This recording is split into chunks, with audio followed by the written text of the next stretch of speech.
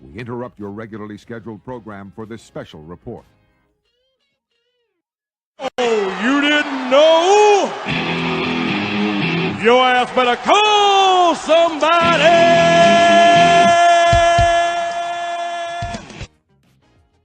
I'm awesome! You people bought a ticket to see me, so shut up! Yeah. Sometimes I get so mad, there's no control. Ladies and gentlemen, just in case you live under a rock, I might grab a bat, I don't know, my rap, my blood boils over like, oh God, here goes. I lost all feeling from my head to my toes. You said some shit that I can't let go, so just stay tuned for the rest of the show. So have you ever felt betrayed? Switches how you see things, realize something needs change. Cause I know you got me fucked up, let me show you what's up. Cause enough is enough. I'll take a face full of pavement just to make a statement. I know there's no turning back. Oh God, adrenaline wasted, so mad I can taste it. I know there's no turning back. I'll do what it takes, I ain't making mistakes like that. I'll play it on your face just to make you go take it back. I'll lose my shit, I go crazy when I'm mad. And now you go wish you was just a fuck up real bad. Shut up. Be the villain! And I have no problem at all, because I couldn't care less if you like me or not. I'm here for success, and there's no one more successful than Grayson Waller. Yeah! Let me talk to you! War game! What's up, everyone? Get into the ring and discuss this week's hottest wrestling action all across the company here on the Sports Jedi Network, Heel of the Ring podcast. Yes, we are ready to go on a journey. We're going to review the week of wrestling. But first and foremost, let me say hello. My partner here, Mr. Chris DGH. Chris, salute to you. What's going on, Chris? How you? Salute to you, Kev. Salute to everybody here. Sports Jedi Network, Heel of the Ring podcast. We're going to be talking about the hottest stuff and going on in this week's wrestling world. I'm excited to talk about it. It's going to be a great discussion. Been busy with the watch-alongs. I think this is a great time, get some opinions, get some other perspectives on just things that we've been seeing online and, catch up. So I'm really excited to be here with everybody here tonight. Thank you guys for watching. I'm excited. That's right. Enjoy it and let's join the conversation. Don't be left out. We want to hear from you all across the different platforms. We are in multi-destinations and multi-platforms, simulcasting, streaming all across. So we want to hear from you. Don't just be a participant. Don't be a spectator. I killed it. And be a participant in the chat. So participate in the chat. Join us. Participate. We want to hear from you. Let's hear your thoughts. Let's start with Monday. Let's go right to Monday as we're going to unpack the timeline. It's Monday Night Raw, where the wrestling's worst kept secret finally made its debut against one of them, Chad Gable. We have Cero Miedo Penta Oscura. Cero Miedo Penta comes out. What's your thoughts on that one there? Your presentation from top to bottom.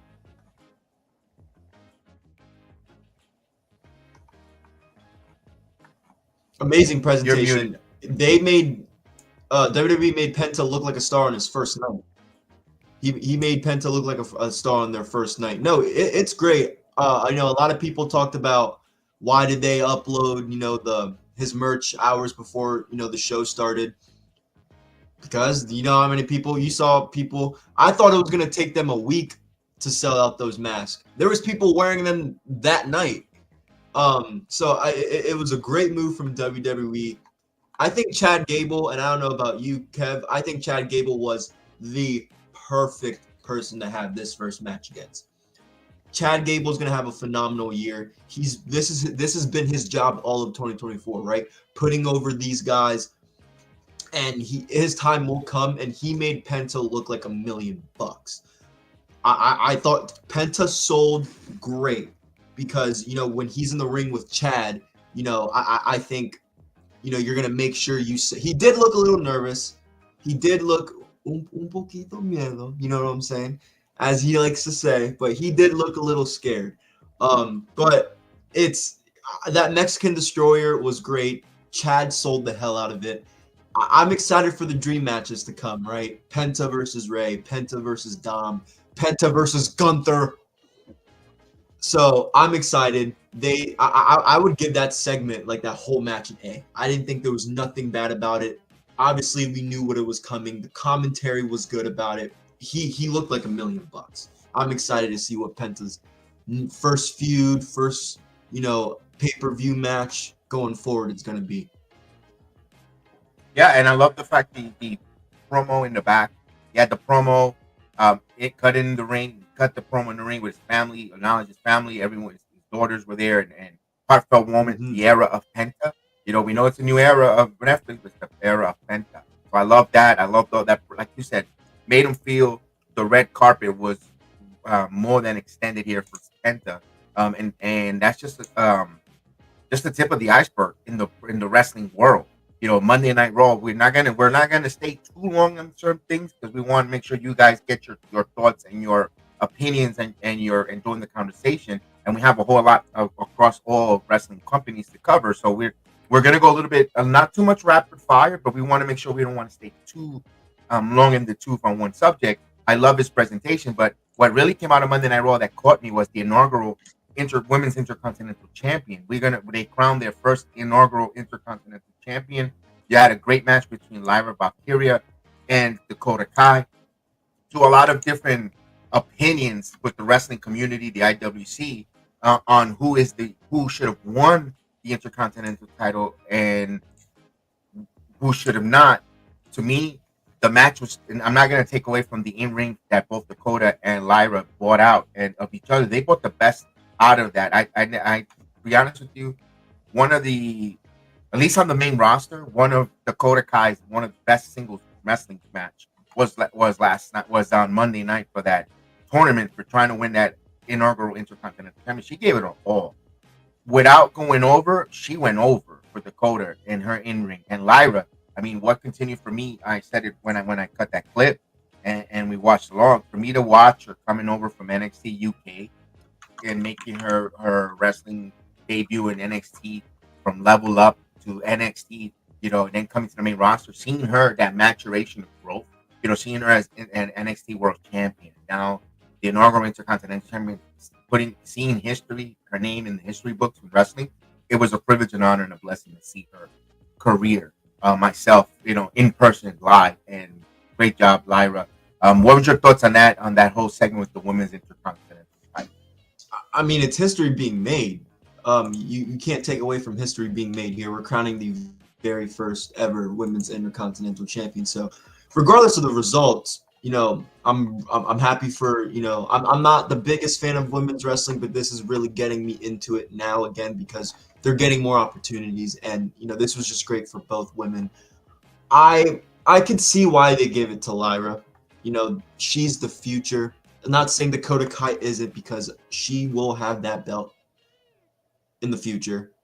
But I think Lyra was a good person to have start this new history, this new championship run. They put her on the main roster. They call her up. They haven't done much with her. I think she really needed this a little bit more than Dakota Kai did. I wanted Dakota Kai, but again, I think I said this before the Raw started when we were talking before. I said Lyra needs this, and I think it's going to elevate her. We're going to see her talking. She's probably going to cut a promo. We haven't seen that in a while, and now she has some gold on her. So it's going to be really interesting to see what she has to say first off, and who's going to be next to challenge. Is she going to have a rematch with Dakota? That's kind of where I'm at right now with it. You can't take it, like you said, you can't take away from the in-ring match because it was great. Lyra delivered some great suplexes. Dakota Kai had a new entrance. It was good presentation for both women. I'm not, result isn't what I wanted, but it was the right result in my opinion. Okay. And Lyra had what a year. I kind of want to not push back, but just elaborate that Lyra had a real good run on the main roster so far. Being runner-up at the Queen of the Ring tournament is not nothing too shabby. We've seen a lot of ladies get lost in the shuffle. You know, Donna James, we haven't seen. You know, we could throw a lot of names out there. Indy Hartwell came up as the NXT Women's Champion, and now she's not with their company either. So for Lyra Valkyria, I thought they showcased her. Good for her to win that title. I could still see Dakota Kai returning a program. The same way Meacham is still in that important in that United States, and we'll get to her when we get to the SmackDown portion. But I believe we have a comment in the ring. What's going on? Who would like to see in the Women's Royal Rumble this year? Tony, what's going on, Tony? We are going to get to the Royal Rumble because that's why we're gonna go a little rapid fire through until we get to Friday, because we want to talk Royal Rumble. We want to talk Saturday night's main event, and we also want to talk Genesis. By the way, we're going to say this throughout the whole program again here. Tomorrow night, we are going to stream Genesis. But you'll be able to watch it. You'll be able to see it. You'll be able to look at it, comment with us, react with us, but only on the playback. Only on the playback. You gotta get the link. The link is in the chat. Is in the description in the video here on YouTube. That you could, or on X. You can follow us on X. Get the description. You go in. You don't have to pay anything. You don't have to. We all ask is become a member of the channel. It's a subscription. Just follow us, member, join, whatever. It's totally free, no cost. Enjoy the wrestling with us. If we want to hear from you, so you'll be able to watch Genesis pay-per-view with us at the playback. We want to grow that platform, and of course, because we can't do that here on YouTube, they won't let us. So we got to go elsewhere. It means where we want to evolve and take the evolution of a watch-along elsewhere. It's okay. Again, if you like watching women just stare at a computer and tell you what's going on wrestling, that's no problem. When you want to see a little funny looking redhead guy make some faces, you could watch him too. That's no problem with that. Or you want to see that fake over the top enthusiastic, ribbing you, that like it's supposed to be a wild moment. That's different folks for different strokes. But come watch the show with us and watch us goofballs watching it. But you're actually gonna see it. So that's why we'll say, come and join us. We want to definitely want to see you there tonight. So here's a little thing. We're going to wrap up a little bit of Monday Night Raw because I want to get into NXT. One of the matches, number one contender now, Sheamus, comes out beating Ludwig Kaiser in a really good back and forth match on that one. I'm just going to read through a couple of stuff there, and then we'll comment real quick on those because I definitely want to get into NXT. Damian Priest, Finn Balor, that street fight. Holy cow, that was a hell of a street fight with the stretcher moment and Damian Priest going on top. Finn Balor doing a phenomenal job there with that, and hopefully that feud comes to an end. All in all, those matches that we mentioned there, also Karrion Kross kind of teased us that Wyatt Six is move over to SmackDown. Sami Zayn had a match with Miz. You see there's a storyline with Karrion Kross and the Miz. He's trying to use them as a pawn in the game of chess. All in all, what's your thoughts on Monday Night Raw before we get into NXT? Any of those matches that we mentioned, what was the one thing that you want to elaborate or you want to touch upon and give your thought before we get into NXT?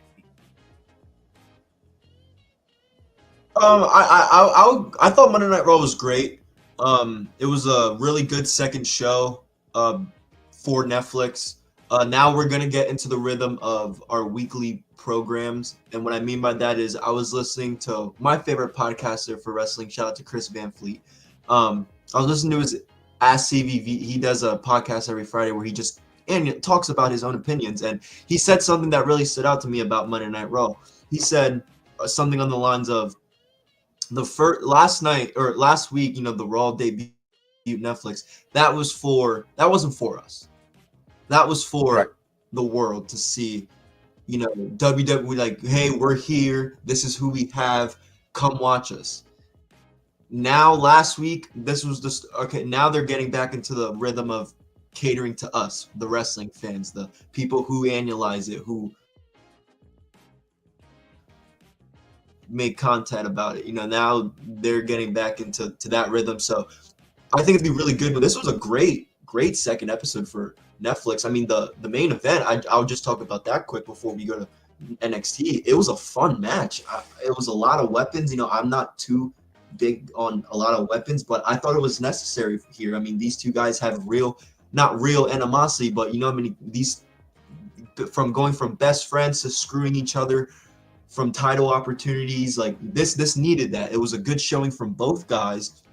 Finn is at a certain spot on the card where he puts on these phenomenal matches and just he doesn't get, he loses and then doesn't get anything forward. I want Finn Balor to get, you know, some rhythm, some wins under his belt. And I think that starts with moving on from this feud. But great match. The fans seemed to like it. I liked it. I think that was, besides the, you know, welcoming Penta and crowning, you know, some history with the women's IC title, that was probably my favorite part of the night. And I know we had Punk and Rollins, but I really enjoyed that match.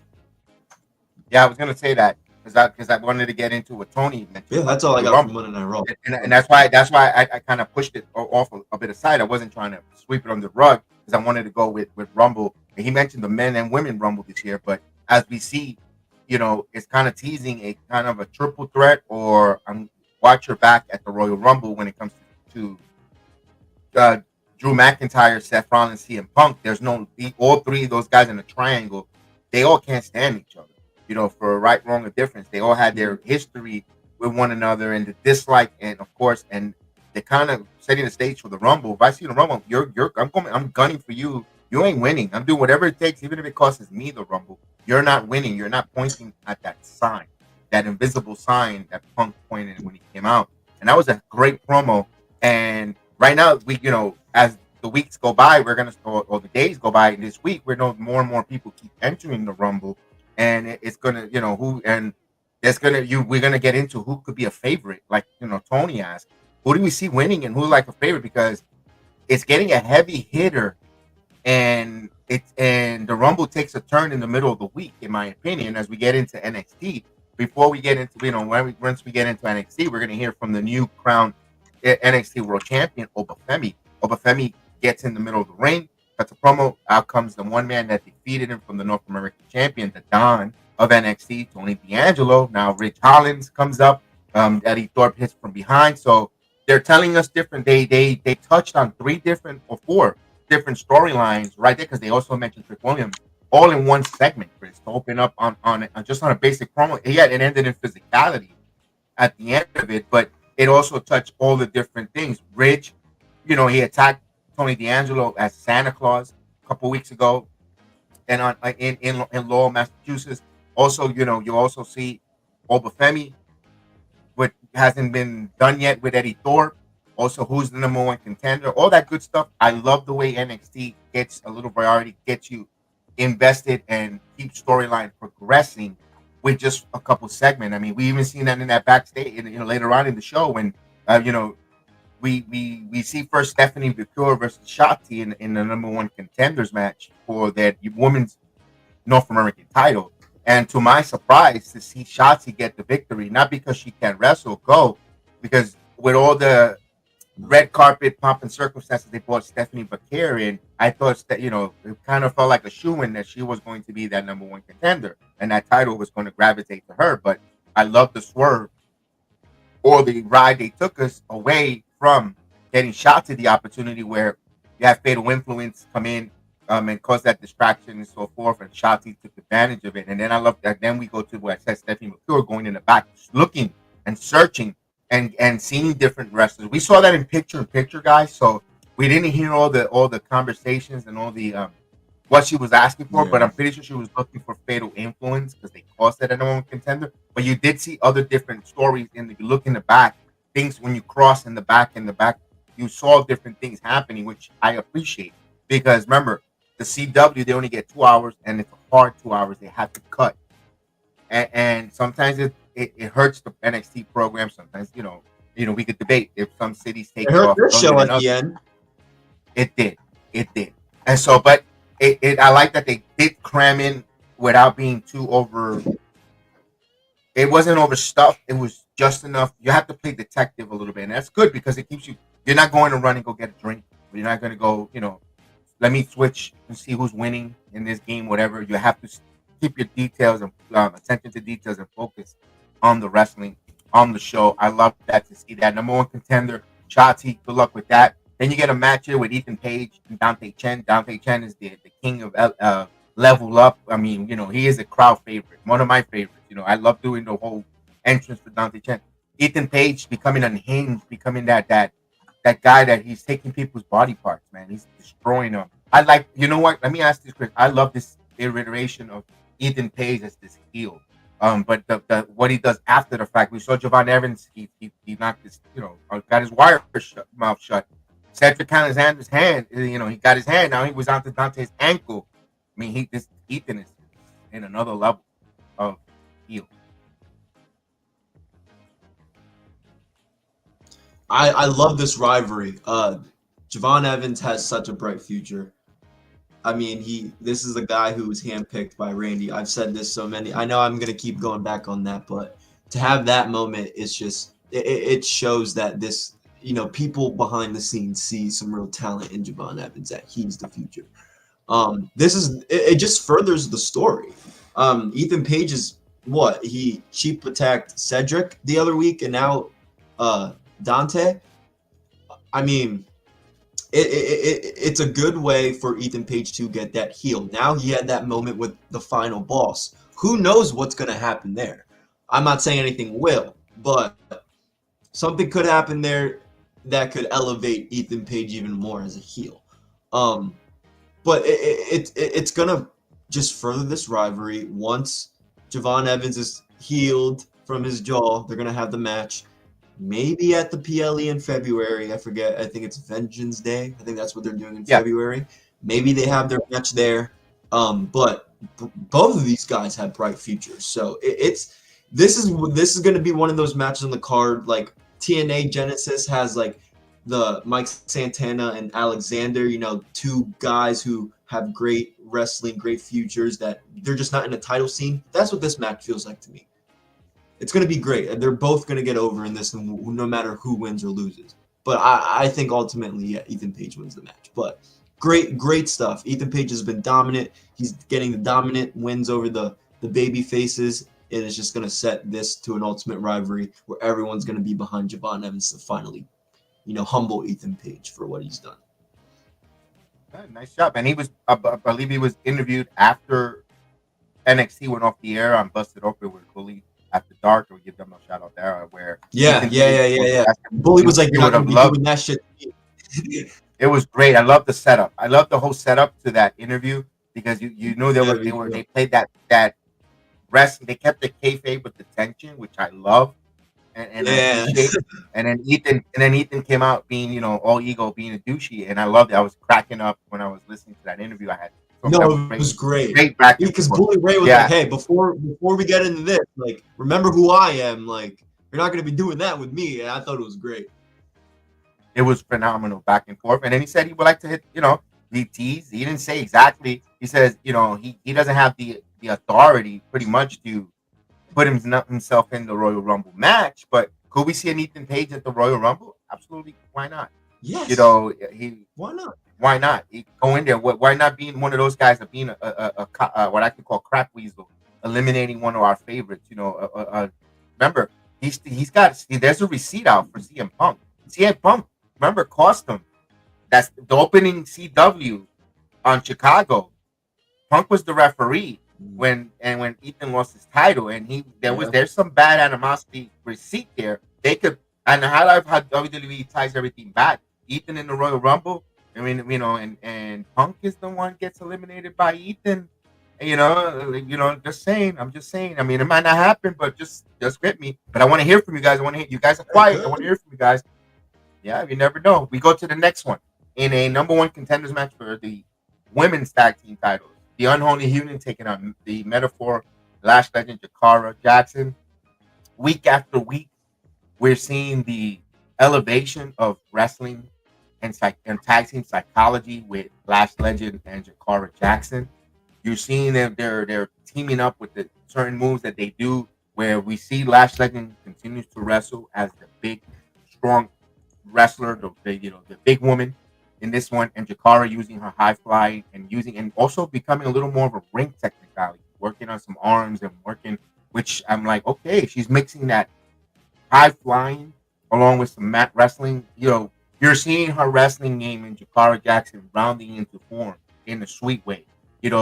that opportunity of them to go to Saudi Arabia and wrestle in Saudi, and also seeing them on SmackDown has really inspired them to take their talents to even better levels. And I think they're going to have a phenomenal 2025 year for the Metal Women. And the Unholy Union, it's not a step back for them. They even though they did not come victorious and lost, they're still mighty over. Where right now they just got to find a place for them where there's a storyline with them. I hope they don't want to go that route of them breaking up, because they had, to be honest with you, they did. I've seen it before, and they've had some monster, deadly feuds with one another in NXT 2.0. You know, when they came from the NXT UK was absorbed to NXT 2.0, the relaunch 3.0, whatever you want to, when it went from the color splash into that before they became this NXT with the silver and black again. Their feud was great. And then they decided to team them together, and they went for tag and go. I hope they don't try to separate them, but it might make sense in a way, because now there's two women mid card titles. Alba Fire, you know, Kelly Ray. Alba Fire was her. But anyways, she was a hell of a singles competition wrestler before teaming up in the tag team. And Isla Dawn, with her presentation, you know, she's a crowd favorite. They could separate them and go their separate ways to one on for the mid card titles in different brands. So we'll see what goes for those two ladies, because maybe the tag team isn't working currently right now for them, because they're not getting enough TV time, exposure, whatever the case is. And maybe that's something in 2025 we see for the ladies, and maybe we'll see how that goes moving forward for them. We get a match between Kalani Jordan and Cora Jade. We're starting to see the unhinged performance of Kalani Jordan, but the most important thing, that it was a seed for the big event that's happening in the middle of coming in a couple of days in the week, was seeing the NXT Knockouts champion Marcel Slamovich sitting in the front row, absorbing and watching the match with Cora Jade. They had a visual eye contact with one another, a little way below from Cora, planting the seed there of we're seeing the TNA Knockouts champion back on NXT television. And of course, that was a good one. The match between Cora and Jade and Kalani Jordan. Jade defeats Jordan, and that's leading to her unhinging moment there, Chris. The crowd getting pretty much annoyed a little bit, which was, you know, with Kalani's losing. I don't know what's your thoughts on that one, because it kind of felt weird. The crowd. I'm a huge fan of Cora Jade. So don't take my bias, but I like this for Cora. Kalani's great. She's phenomenal. Cora's been through a lot, you know, health-wise with her leg. She came back and one of my best friends, who I helped do his one of his little shows. He was at that show, and you know, we were talking about how, you know, she came back. I think it was a Deadline in Connecticut, where the pay-per-view where like CM Punk came out and then Shawn Michaels, they took that little picture. It was that pay-per-view where she came back and she was like, I'm back. And then she got hurt right after, like the Tuesday after or something, she got hurt.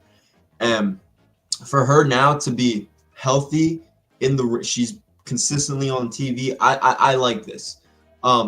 If she does do something, you know, with TNA, going for the TNA Knockouts title, that's going to elevate her. Kalani Jordan, you know, she's the first ever women's North American champion. She's definitely going to go after that title in the future, probably after the core maybe wins it. I know she lost, but I think she's going to get the title match eventually after Shotzi. And you know, it's good. It's all going to be good for Kalani at the end. But I understand. I understand why the crowd, or why people, you know, are not happy with Kalani losing. People say she's kind of going heel route. She's been a little more aggressive. Yeah. So who knows what they're really planting there? Maybe her losing is going to plant her to ultimately be a heel. And we're going to see that for the first time. So that's going to be something to look at as well. So that's why I don't mind the results here, despite my biasness for Cora. It's going to elevate Kalani into something different. And if Cora actually, goes for that knockouts title, it's going to elevate both of them. So I think it's going to be a win-win. Just give some time for both. I agree with you on that one there. And of course, we saw a backstage promo with DIY. DIY is in the performance center, and later on that evening, they'll come out. We'll be coming out in the balcony for the Axiom Nathan Frazier taking on OTM in a good match. You see the big guys, the power of OTM taking on just right now, you could say one of the top 2 tag teams in professional wrestling, all across wrestling, and Nathan Frazier and Axiom. The way they perform, they also defeat OTM. Great job with the hard hitting with Bronco Lima. I mean, I remember he used to be the one that used to pretty much have the metal detector wand to let you in at NXT. He was security first because they start off when they're undeveloped wrestlers, they're security to help get with the crowd, crowd control to get you in the arena, and then they become level up, and then they start wrestling. And then they like Hank was a security guard himself. They all start off as security guard in NXT before they become wrestlers. Well, Bronco, I used to always have a conversation with him. He's very close to his brother, very nice, younger little brother, very nice. The kid was awesome, my point is, I'm glad to see him wrestle, to see him getting some TV time, come so close to winning that title. The match was a hell of a good match. If they run it back, I have no problem wanting to see that again. But it all seems like it's going to be not a unification, but to see if you're the best tag team, I'm the best tag team. Something's got to give here. It looks like they're teasing that from DIY versus Nathan Frazier and Axiom in the near future. We'll find out on that there. That match, what's your thought on that match, real quick, before we move? Oh, good match. Great showing. They had a little more time than usual, I thought, to really showcase, but it's a great win. I think whenever this tag team match happens with DIY, it's going to be incredible. I think, in ring wise, it's going to be they needed this win. It's just a simple win for Frazier and Axiom. I can never pronounce his fucking name right. Okay, I can never pronounce it right. I always butcher it. But yeah, it's a great win. They're gonna set it up in the future. I don't think it's gonna be a winner takes all, but I hope not. They should throw that up there. But yeah, no, I don't want to see what they did with I don't want to see what they did with the NXT Women's Tag Team title. No. Yeah, true. That was a huge mistake. Huge mistake. Yeah. That was a huge. I didn't like when Xavier and Kofi won it. Yeah, so that's what I'm saying. I hope they don't throw that. They could, but it's gonna be a great match to whatever happens. It's just this win was just for them to look tough in front of DIY to prove them, hey, we're them. Let's go. And that whole stare off at the end with them holding both the belts. It's gonna be a great match. I'm gonna go to the ending of the segment, and then because there's some controversy before that night began on NXT. That was part of Monday Night Raw and NXT. But I want to close out the NXT with Roxanne Perez coming out and cutting out a heartfelt promo on the microphone. At first, it started a little baby face-ish, and then she went right into the heel to be in, that the division isn't going to be never the same without her being the world champion. Good luck, enjoy it, because it's going to kind of implementing that it's going to suck without her. And out comes another, and she even mentioned the 4 horsewomen, just like Beetlejuice. Out comes one of the 4 horsewomen, Bailey. They get into that face-to-face where Bailey just gave her a reality check. The women's division is going to thrive with or without you. Pretty much that it thrive with the 4 horsewomen and without the 4 horsewomen. They got even better. You could argue about it. And, of course, to a lot of discomfort to some people, the physicality started and certain markets in the CW cut off. Didn't see when Roxanne gave her the beating of, slapped her. Some did, some didn't. Some claimed they did, some they didn't go. That's one thing that I've always been, and we said it on our watch when we were watching it. NXT has to wrap up around 9:55. And if they got 5 minutes, they could either do a little whole, talking or stare down, whatever, or even a little backstage closeout or whatever, or go to the commentators to say goodnight or whatever, just to leave them that safe space so you don't lose anything. And they, instead of having a celebration of a wonderful night that Bailey is going to challenge Roxanne Perez. It looks like it that Roxanne is going to have a program with Bailey. We don't know what brand, if it's going to be on NXT, it's going to be on SmackDown or Raw, whatever, because we saw her. We also forgot to mention on Monday Night Raw, Nia Jax showed up with Bailey, and they got into it there. So so 24 hours later, she ends up on NXT. So that what a speak of fire miles for Bailey, because she's going back and forth from coast to coast, and now Roxanne Perez now getting into a little bit of a tussle with Roxanne Perez. Cut off or don't cut off, we'll find out where that goes later in the week. But the big controversy that came out from Monday into Tuesday night was a tweet by none other than former Raw commentary, now part of SmackDown, now was on NXT last week, now is in limbo, Corey Graves. Feeling much, just paraphrasing, being his dream job, he couldn't, and his dream was to be a wrestler. And he got injured, he couldn't fulfill that. Now he was on the hottest show, now he got pulled. So he's a little frustration with him, and he has a lot to say for tonight on NXT. So we expected him to talk. We thought it was part of the a shoot, or what is it? I get those two backwards. Shoot, work, whatever. Part of the gimmick, part of the program. We don't know if it's part of the gimmick or if it's just him in just frustrating, commentating as not the performer but the person. So we don't know where Corey Graves stands with this. We don't know now. Monday, due to the national title game, Pat McAfee's pulled out of Monday Night Raw because he's going to do he's not because he got in trouble or anything. He's just going to do the college football. It's the national title game. Barrett's going to be the one to replace him, not Corey Graves. So we want to know what the hell's going on with Corey Graves. Where is he? What's his status with the company? Was he right, wrong, or indifferent to lash out on his frustration of being sent to NXT just to commentate on NXT?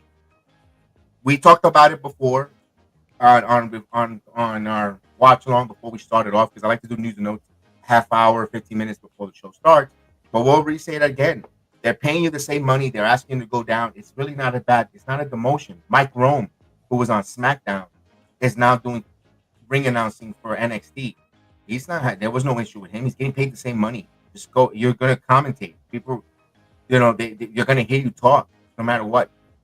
Give us your story. Tell us, narrate for us what's happening in the wrestling ring. What are we watching? No matter what brand it is. Do your best, because you know what? If you're too good for the program, it's gonna show. It's gonna shine. So Corey, I hope this is I personally want him to be a manager. Me, I hope this turns into a manager, but he's pissed off and use that as a fuel to wreak havoc on WWE with a family, with a fashion, with a group. Chris, give your thoughts before we move on here for Wednesday night. You might have frozen. All right. I was gonna say I would like to bring one thing up. So, okay, can you hear me? Yeah. So I want to bring one thing up with this Corey Graves situation. One thing with this Corey Graves situation. One, I've seen multiple things on websites, wrestling sources, websites. One source is saying that it's not a work. It can be, but it's at least the beginning of a shoot, right? Now, I want everybody to think about this for a second, because I don't. Where did you go? Oh, what the heck? Can you hear me? Oh my. We can hear you. There you go. Where did he go? Okay, there we go. Sorry. So, remember, guys, Pat McAfee is not going to be on Monday Night Raw this week. Correct. Why? The national champion for college football. Who do they put into that spot is going to be so interesting. My lead report is going to be Wade Barrett. Mm-hmm. Now, if Wade Barrett steps in on commentary on Raw with McAfee gone, who knows what this is? That's really when after Monday Night Raw is when I'm going to have more of an opinion, because right now I still look, disagreements happen with this company all the time. We've seen it. Right. Same guy's not in charge. These things can be talked out. These things can be worked out. I want to give Corey Graves the benefit of the doubt. He's a Pittsburgh guy. I respect the hell out of him. But if Like I said, McAfee. I'm gonna be watching my team in the Natty. I will see McAfee. You know, he's clearly not gonna be on Raw. So, we're gonna have to see who fills in that spot. And if it's not Corey Graves, I'm really curious to see what. Then I'll be like, okay, I don't know. I just simply don't know. And if he shows, they announced it, Chris. Sorry to interrupt you. Barrett announced on Friday night that he will be on Monday Night Raw doing commentary. He said it himself on the broadcast last night. Oh, yep. Wade Barrett confirms he will be on this week's show in Dallas with reports of McAfee. Wow.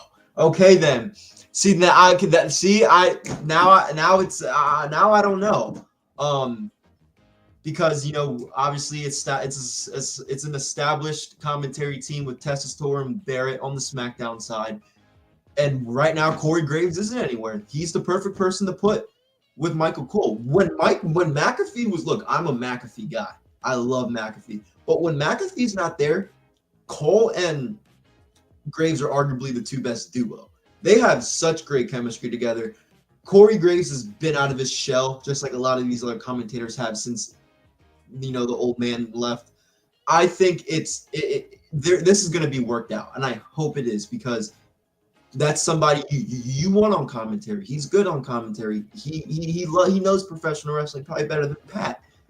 It's, again, I understand the business side of the decision, but I also feel Corey Graves' frustration. So I don't know what's going on. You know, all I know is now it's confirmed. I must have missed it last night. He won't be at Raw, so we'll see. I have no idea with him now not being at Raw with McAfee going. That really, you know, gives me some speculation that maybe things aren't good, or maybe they're waiting to work this out as a work. Who knows? I think we'll know more by then next week. I've got a theory, but I want to put a pin on that theory because I want to get into Wednesday night, and you know what time it is, where only 600 and something plus people watches. We're gonna go into AEW Maximum Carnage. I almost had a hard time saying that. I almost put the G in front of the C, but let's go right into it. Excuse me. I'm gonna give this over to you here personally, because the one thing I do want to comment is the Powerhouse Hobbs situation, where, you know, should he have gone over, but your thoughts here. We saw Megan Bain show up on the Casino Gauntlet women's match up there. They say that was a good one. I'm gonna be honest with you, did not watch it. That's, again, I like watching the pay-per-views because we're gonna cover it and do watch alongs and all that stuff. But week to week episodic for Elite for me is not my cup of coffee. So to be honest, I'll give go for it. So all right, so yeah, this kind of what happened during this week's Dynamite, right? They started off with Kenny Omega versus Brian Cage with Lance Archer and Don Callis. The Omega being back on AEW TV could be significantly good for the company. They haven't agree with you on that. Too much, you know, he hasn't been there. AEW hasn't been on fire. I think Omega's the guy that they have to build this company around him at this point. It was a good match. It was Kenny's back. He did a good job of selling the injury. We're getting the Don Callis feud. Ospreay seems to be, on Kenny's side. I mean, whoa, like they could redo something with Kenny Omega. Just build the damn cup out there. Cuts another, promo. The fans are booed by him, and then in comes Swerve Strickland. It was a quick segment.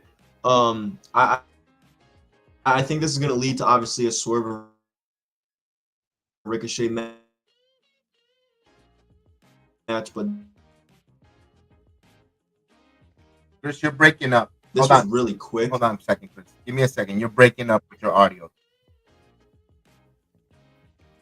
Like all over the place. What the hell?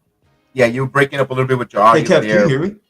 I can hear you, but when you go on for like 5 when you're going for a full sentences, it starts breaking in a little bit. But well, let me ask you about. Let me ask question as this here with the Don Callis family. They're obviously Kenny Omega attacking. Okay, can you hear me now? Yeah. Yes. Yes. Okay, I'm sorry about that. I don't know what's going on with the computer. You like froze and stuff. But Okay, so you're having a little bit of technical difficulty. But Right. real quick, Kev, I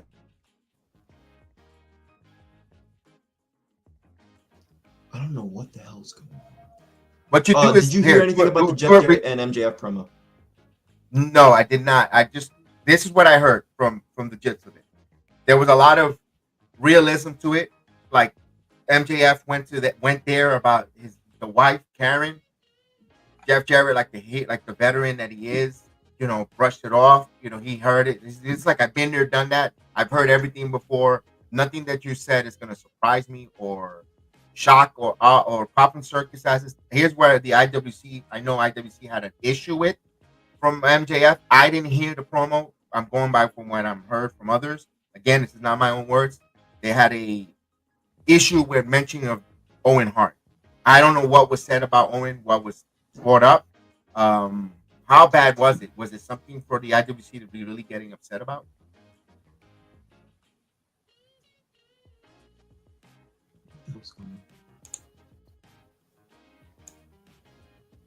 All right.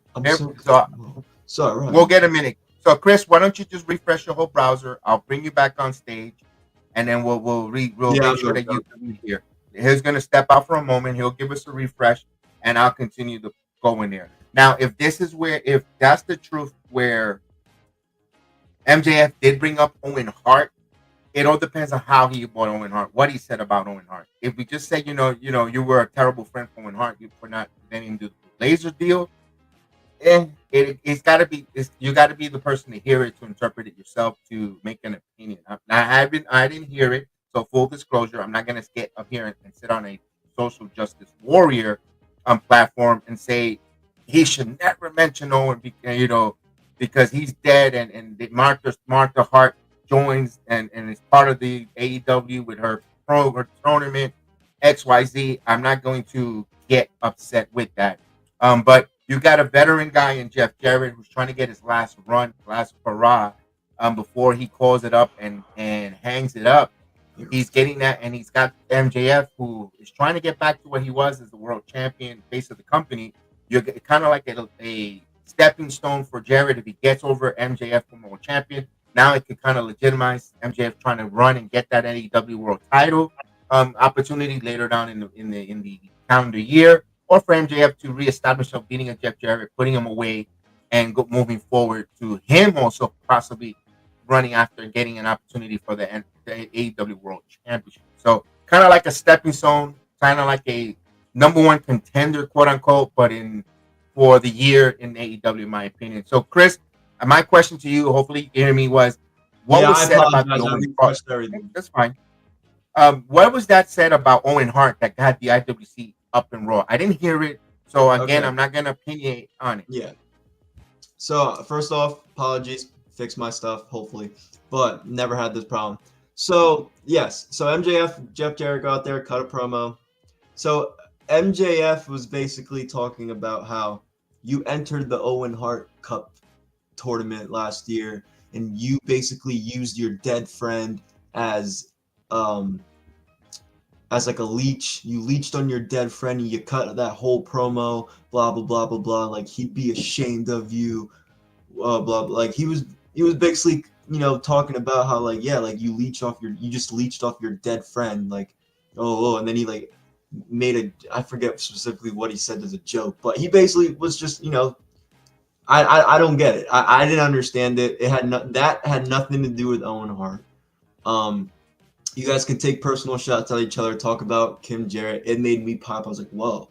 But this is just another MJF promo. I'm not surprised about this. I applaud Jeff Jarrett for the way he handled it. I'm not gonna lie. If somebody, look, some of these stuff, I don't know. In AEW, I don't think half of this shit gets thought out or planned out before they say it. Especially MJF. So Jeff Jarrett, I don't know. If it was me, I mean, eventually Jeff Jarrett did something about it, but I don't know how I felt too much about the promo. It was just too many cheap. It was awkward. The crowd, you should have heard the crowd when MJF was like, "Yeah, you're leeching off your dead friend." Oh, like the crowd was just like, "Whoa, like what do we say?" It was just cheap insults from MJF. And then all 200 talked about all how 200 people. Jeff Jarrett talked about like his parents getting a divorce and MJF's parents and getting a divorce. That's when MJF brought up Owen. Oh, so okay. I mean, at least it was an awkward moment for all 300 people in attendance there.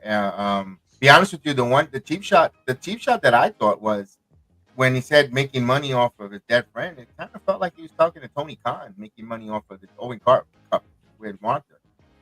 It kind of felt, if anything, anyone should be offended. It should be Tony Khan with that. And then then Jeff Jarrett. MJF is with Alicia Trout, the backstage announcer. Jeff Jarrett. Yes. Jeff Jarrett was like, "Yeah, your girl's sleeping with the entire AEW roster when you don't even know about it." And then Jeff said that MJF's mom made MJF's dad pay for shit, and then basically so it was just a lot of personal. Oh, so instead of so he said Alicia Atu was the sour cream skin with no hands. Like she's the Joy Taylor of AEW. That's not cool. Not. All right, we move on here. I saw Hook was back. Oh, great! And so was his dad Taz. I mean, let's face it. Let's call this match dragged. Kev, this match dragged. It didn't feel interesting once. We've seen this mierda so many times between Christian Cage and Hook and Taz. The best part about this was Samoa Joe coming back. Okay, that's what I get to do. But let me ask this question. I kind of feel Taz did a real bad disservice for his son, allowing him to have him go to All Elite Wrestling. And I'm not saying he should go to NXT, but he should at least get him to reality of wrestling. I don't know how him and Booker are. He's good. He was good friends with Devon and Bubba Ray going up to the AEW, pleading with Caddy. The kid obviously looked like he needed to be more seasoned. If you ask me right now, if I was to do a poll, wrestling fans, and you are next, let's totally be honest. Don't put your feelings aside. Don't put your personal feelings into this question. Between the career trajectory right now, between Hook or Zila Fatu, who do you think has the bigger future? Who might be the better wrestler? Who's going to make the more money right now? Hook is in AEW. He's supposedly in the second major big company. Zila's still running around in the indies. But look at the pop and circumstances and the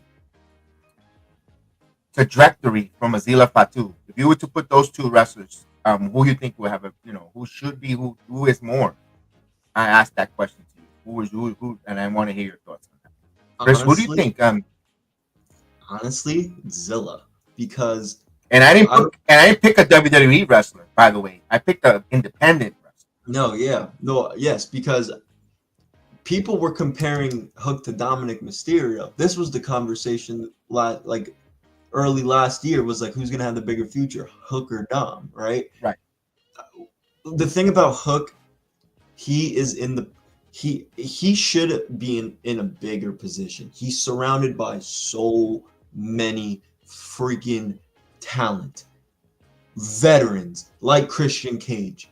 You're telling me Christian Cage can't put this guy over?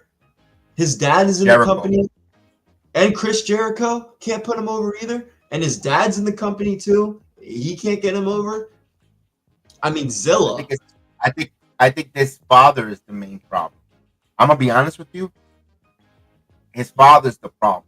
I think he wants him in AEW. I don't think he wants him to go anywhere else. That's one. And his dad has a shit attitude. Yeah. That man is a piece of crap. You know how the Greca called Rich Holland piece of crap? Well, Taz lived, because even mentioned by his own peers among himself on interviews, on radio interviews. The guy is not the most friendly. I used to listen to him when he was on CBS Radio for sports before AEW existed. Not a great guy, man. He looked like he treated it, and there's rumors, there's been reports from CBS Radio Sports Network. He was not good with his team, with his co-workers in the newsroom or in his radio show. He was a prick with them. He's just a miserable person, and it always said about him about that. From all different, from Mark Malusis, who they try to team him up with him. From so many people have said it for so many times, they don't like him. He's, they're not a well-liked person. And that sucks when you're not, if your name comes up and they associate you with miserable, that sucks, man, to go in life. I know he probably said, I don't give a shit what they say about me. That's fine. But you know what? You close the doors. And I think that's not benefiting your son right now. You already been there, done that. You're a has-been now. You got to think about planning and opening and mending fences and bridges that you're burning because your sons and your lineage is not going to cross because of your attitude. I think he's holding Hook the most. Yeah, and the thing about Hook is too, before he decided to, quit everything he was doing and pursue wrestling, the guy had a full ride scholarship for lacrosse. Like he was a really, really he was a hell of a lacrosse player. And Taz used to gloat about him, and rightfully so. That's what a father should do when he used to play. He was proud of his son when he played. And I'm not saying that he's not proud of him now. I'm not saying that, but he used to. We heard about him when he was up and coming as a high school athlete. With the opportunity to go to college. He was very a proud father of his son. And you got it now. You have to say, "Oh, step back. What's best for my son right now? He carve his own path." And it's not. I don't think All Elite Wrestling, really, to be honest with you, it's not doing any services to his sons. And the same thing I'm going with Billy Ass. Billy Gunn is another one. Oh my God! You're telling me that Colt and Austin in NXT they would have been better than the Lotharios. Mm-hmm. To me, they're AEW's version of Lotharios, and Lotharios at least gets on TV to wrestle on SmackDown.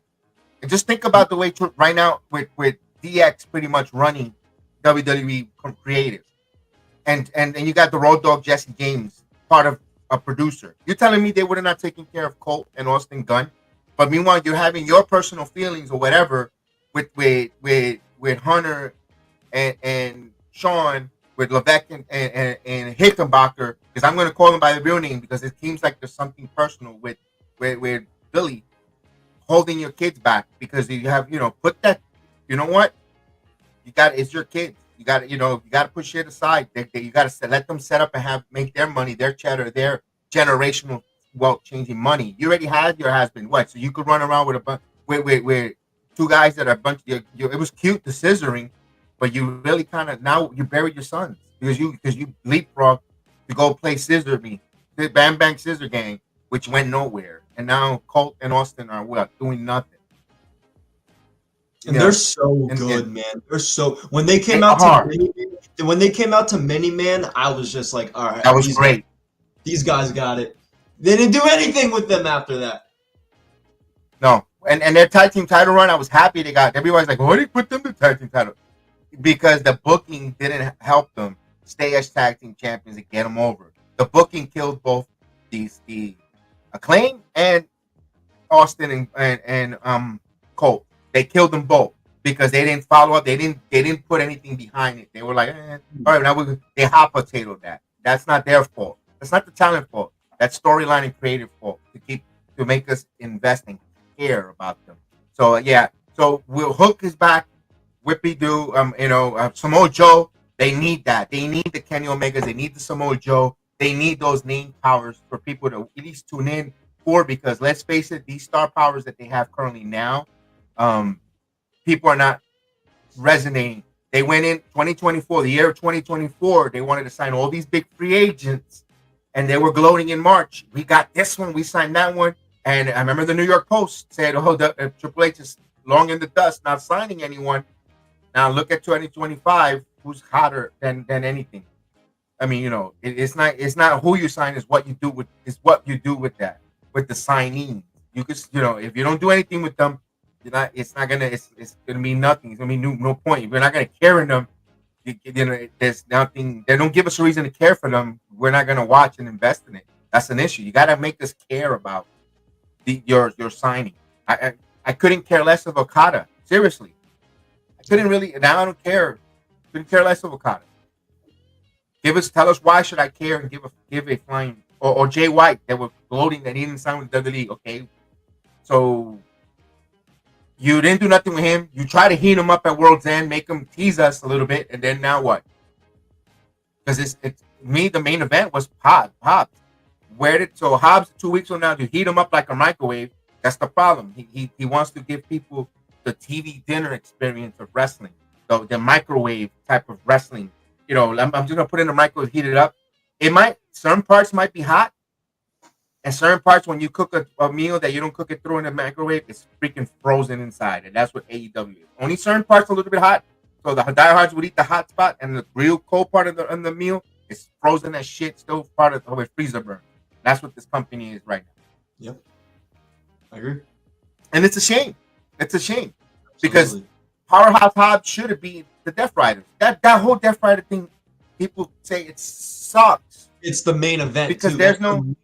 That's their main act. Think about that. That is their main act. No Kenny, no Ospreay. No, the Death Riders and Cope are their main act. As a day one AEW fan, I just can't have. Like you said, I agree with everything you have to say. Some parts are hot. There's really nothing too much of it that's hot right now. It's just they got to change their act. I mean, you can't have this shit as your biggest act on the show. No one's watching it. Everybody's turning it off when the main event starts. That's not how a wrestling program should work. You got to have your people there for the main event. No, people, myself included, I turned it off as soon as I heard Moxley's music hit. And look, you could look, Chris. You could have, if you want to go, if he's contracted, obligated, and he has to do a title run or whatever. I don't know. You could still make it where it's important. It makes sense. There's a lot of stupidity going along, and I like the marks that want to say, oh, they're comparing. It's just like the bloodline. They interference. You guys didn't complain about it, but the bloodline. Why did the bloodline? And if those that want to compare the Death Rider interfering with all the bloodline interfering. Here's where it is, Chris. When the bloodline interfered, there were family members together trying to save Roman Reigns' title because they're a family, blood related. They didn't want Roman Reigns to lose his world title. Okay, en mi familia, we're eating. He's helping us get fed with money and exposure. What is, at least they went out of their way to explain that to us. Their family, this is my bloodline because they're by relatives, by birth. The Death Riders never went out of the way to explain why they're gathered together. Okay, Claudio was in the Blackpool Comic Club by association. Okay, we hanged out. I gave you my vision. We drank some beer, and I agree with you. But why did you associate yourself with Maria Shafina? They never gave us a backstory. Why? Yeah, they never told us. I mean, that's that. So because why did you gravitate to Marina? At least when the Blackpool Comic Club came together, Regal came out and he recruited these wrestlers individual. Yeah. He stopped Moxley and Bryan Danielson from killing each other. They said, "Why beat yourself up against each other? Together, we'll rule AEW." That's where they bought the backstage. There was a reason when Regal came out and interrupted. They gave you a reason, a story why the Blackpool Comic Club formed. Death Riders, there's no reason. Oh, I hate what this company turned into. You don't know, things are gonna. Okay, what is that? So it turned into even more crappier. So it went from crap to diarrhea. I mean, give us a reason. Explain.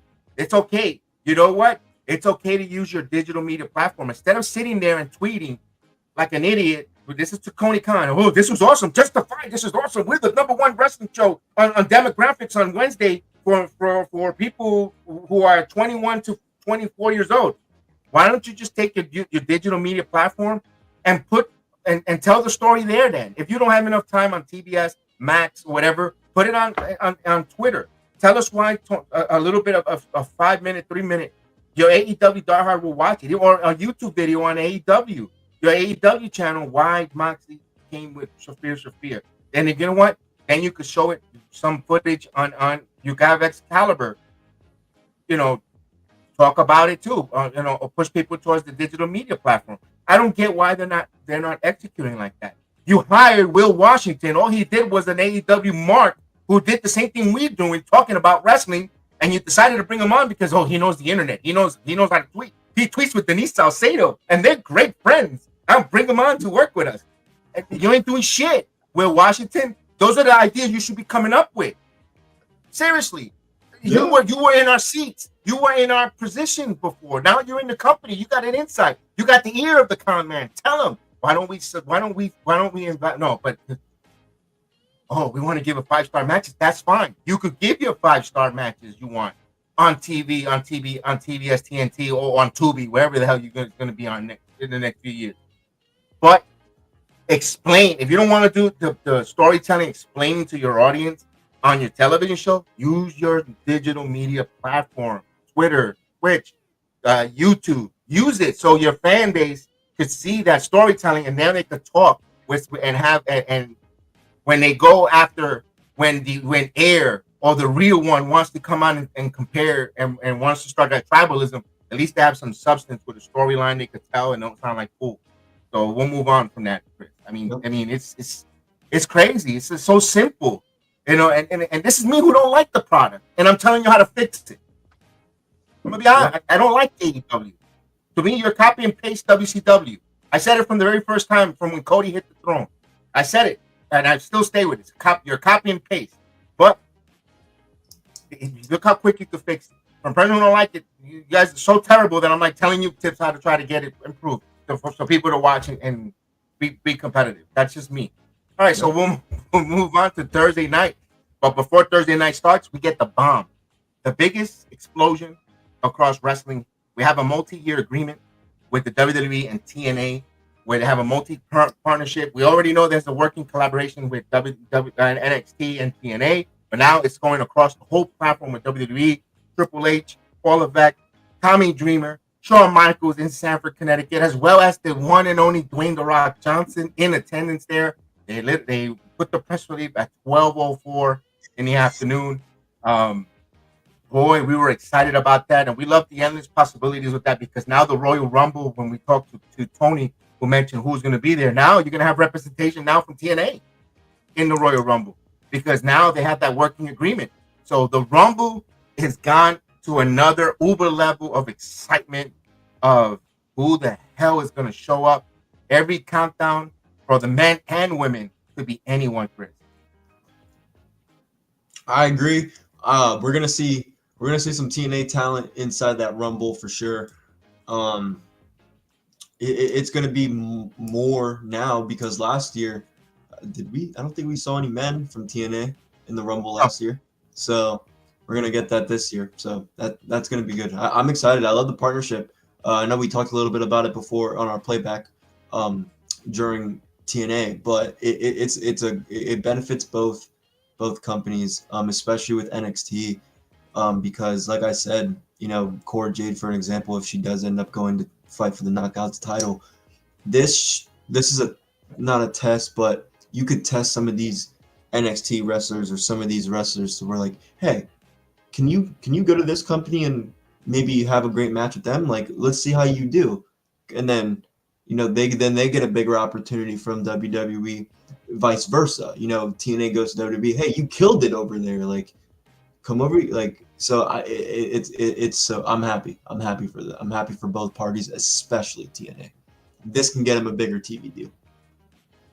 Yeah, and by the way, speaking of TV deals, TNA right now is currently on Sportsnet in Canada. That's where Monday Night Raw used to be on Monday night when they were on the USA Network. So as Monday Night Raw removed away from Netflix into that slot, but not on Mondays, but on Thursdays in that same network where that already carried wrestling for many years via the WWE flag, and also where I believe SmackDown's on there as well. I'm not that. Correct me, Canadians, my Canadian fellow listeners, if I'm right. SmackDown is on Sportsnet. Correct me if I'm wrong. But also now TNA slides into that Sportsnet where it's now on Thursday nights. Now also that's a huge thing because now they're going to go live. Now I said this a year ago.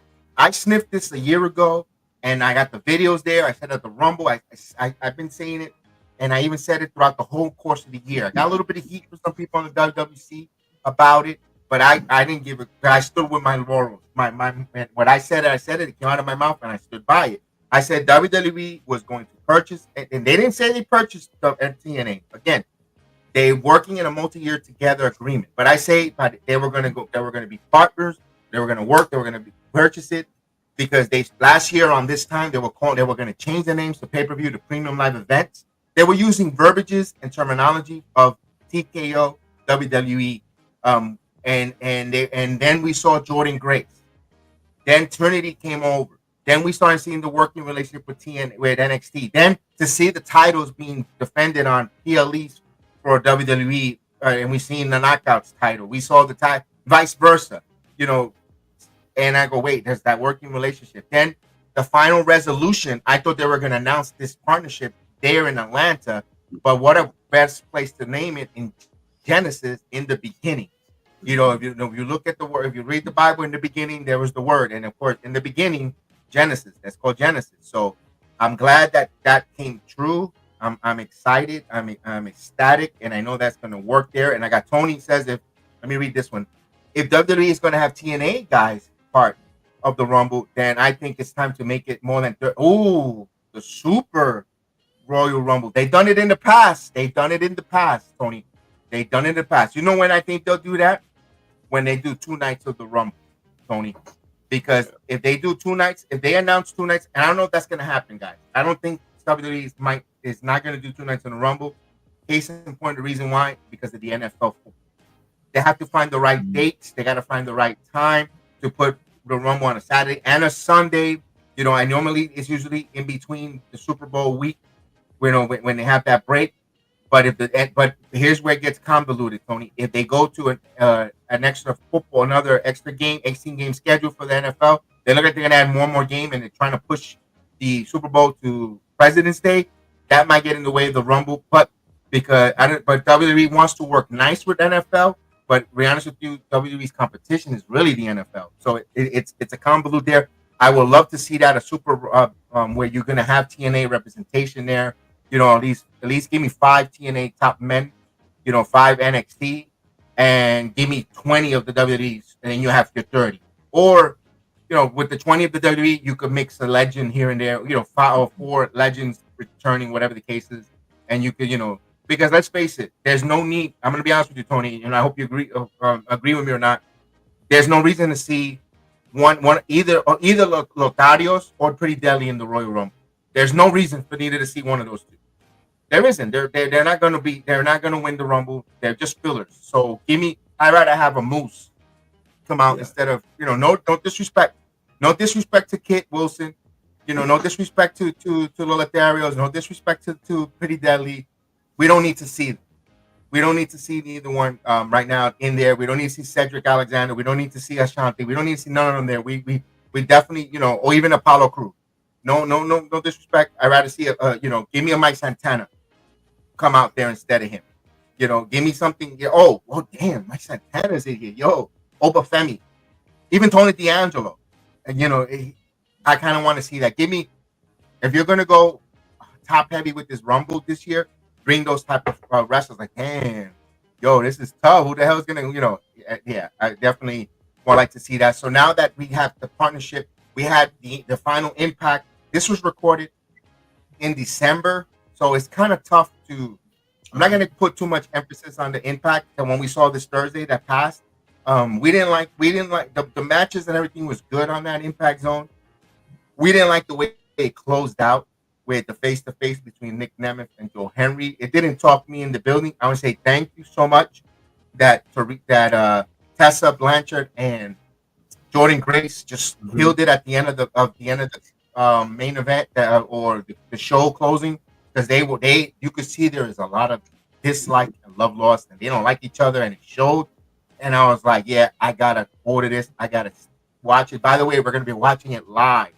We are live watching it here, so we not on YouTube, on our playback. So the description is in the video. You hit it, 7 o'clock. We're going live on the air. You'll be able to see it, not just hear us. You'll be able to see the wrestling interact, watch along, and see. And of course, we'll get TNA growing.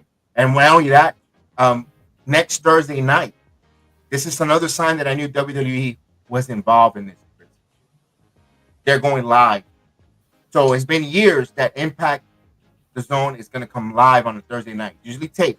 It's going to be live this Thursday, and I think it's going to, for the foreseeable future, I think it's going to stay live for TNA. Love it. Yeah, I love it. And here be live. Yes, I got a feeling that The Rock is going to surprise us and be there's a lot of rumblings that Dwayne The Rock will be number 31 as the corporate boss, the final corporate boss in there, and he might get Punk, Cena, Joe Henry, and The Rock in the last 5-man standing will be seen. I think Punk will get eliminated by Ethan Page. I mean, man, I would love to see Ethan Page be like number 27 or 28. Like, oh, Ethan Page, and he comes in and Punk and Rollins, and then Ethan throws because you could bring up Ethan Page and come on a heel group, you know. Yeah. It's just so many possibilities there, man. So next week, Thursday, it will be live, for the Impact Zone will be totally live. So right off of Genesis, we're gonna see live. Would it be Joe Henry as the world champion kicking off the Impact Zone live, and then his first opponent will be someone from NXT? You never know. And then wanted to say this, it was a closing and a goodbye for Miss Cheng. Was the ring announcer, the wife of Alexander, no longer part of that was her last ring announcing duties. And Trent Seven, I believe, was the final hurrah for him to leave. Why I said this throughout the whole year, I want to go real quick on this one, was whenever I saw certain wrestlers not re-signing with the company, and they were calling, and I just saw the breadcrumbs, guys, with the calling them from premium live event, the collaboration, and then seeing certain wrestlers not re-signing with TNA, where like, where are you going? And then they didn't go to All Elite Wrestling either. A la Mustafa Ali, who had the best 6 months of his wrestling career, in TNA. I thought he was so uber, and then when he had a chance to re-sign, hearing the rumblings and knowing that WWE was in the mix to working agreement, because they know these things, didn't really want to re-sign. A little bit her thing. Trent Seven was let go of NXT UK.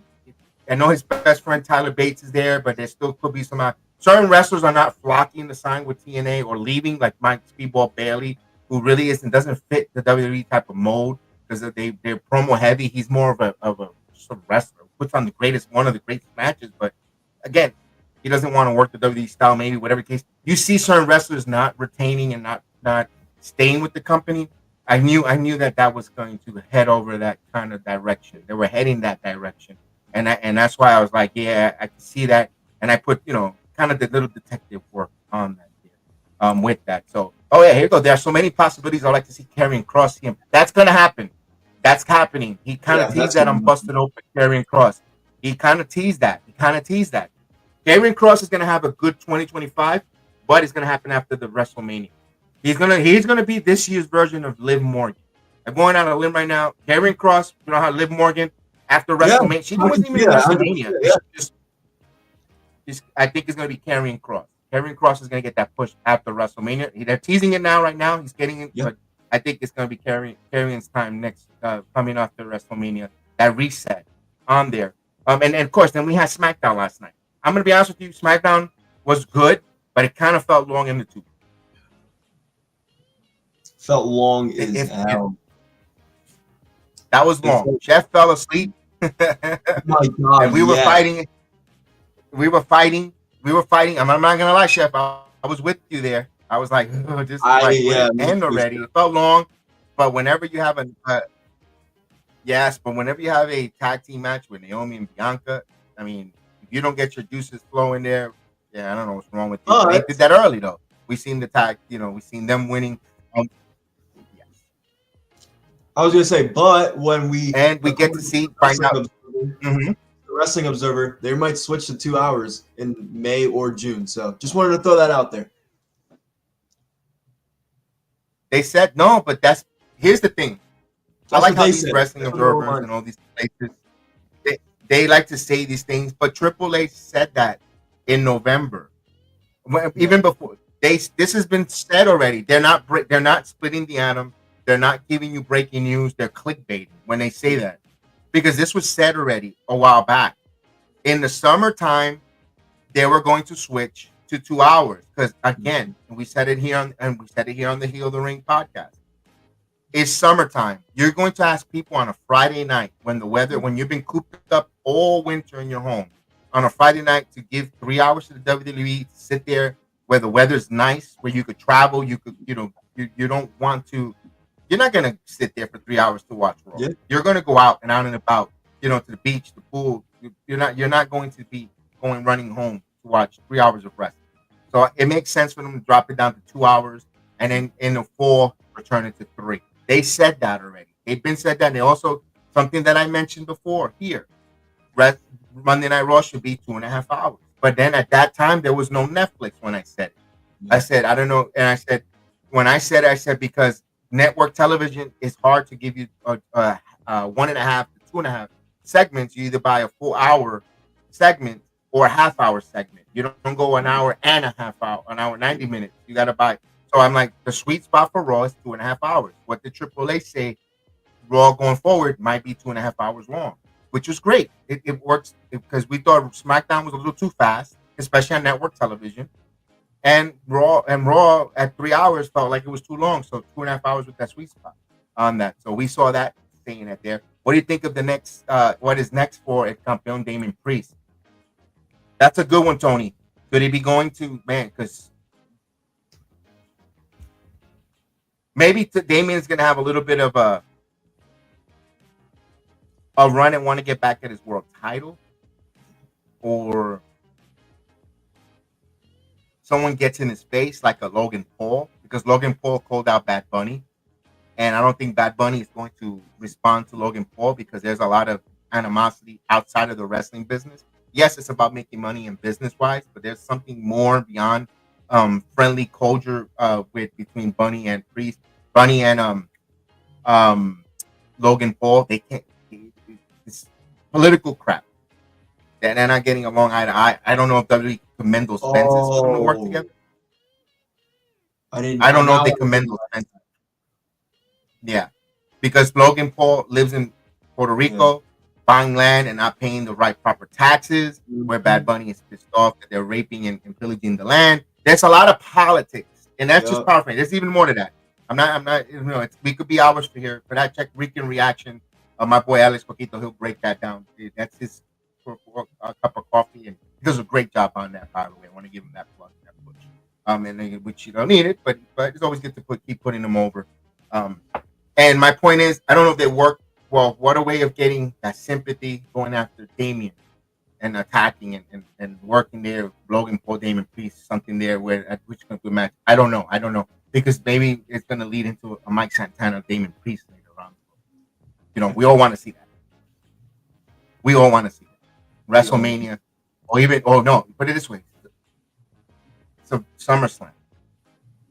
You give me those two in New York. Because remember, TNA is going to have also Slammiversary in the USB Arena in Long Island. That's why I think Mike Santana wins the TNA World Title. I could see a Damien Priest coming out afterward, like you and me for the TNA World Title at SummerSlam 2-night event. Guys, all this stuff, fantasy booking. I mean, talk about fantasy booking. I know it might be a demographic that might get excited with that. Sounds amazing, but yeah, that sounds amazing. You're telling me Selena Vega and Tasha Steele? Yeah. You could put it, yeah. And speaking of that, and not only that, There's so many talents in the WWE from Mexico alone. I mean, I was looking at the roster from Mexico, all the Mexican wrestlers and luchadors that they have there. I mean, from Dragon Lee, Penta, the Lolotarios, Santo Escobar, Ray, Dominic, Raquel. Yeah, there's a nice plethora. There's a lot of representation on the roster. Bailey is Mexican. I think she's Mexican. She's half Mexican. Mexican or Cubana? One of those. Her mom's half Mexican. Yeah, Bailey. Yeah, you got Bailey part of that. That Roxanne Perez when she gets pulled up to the main roster, which she's going to.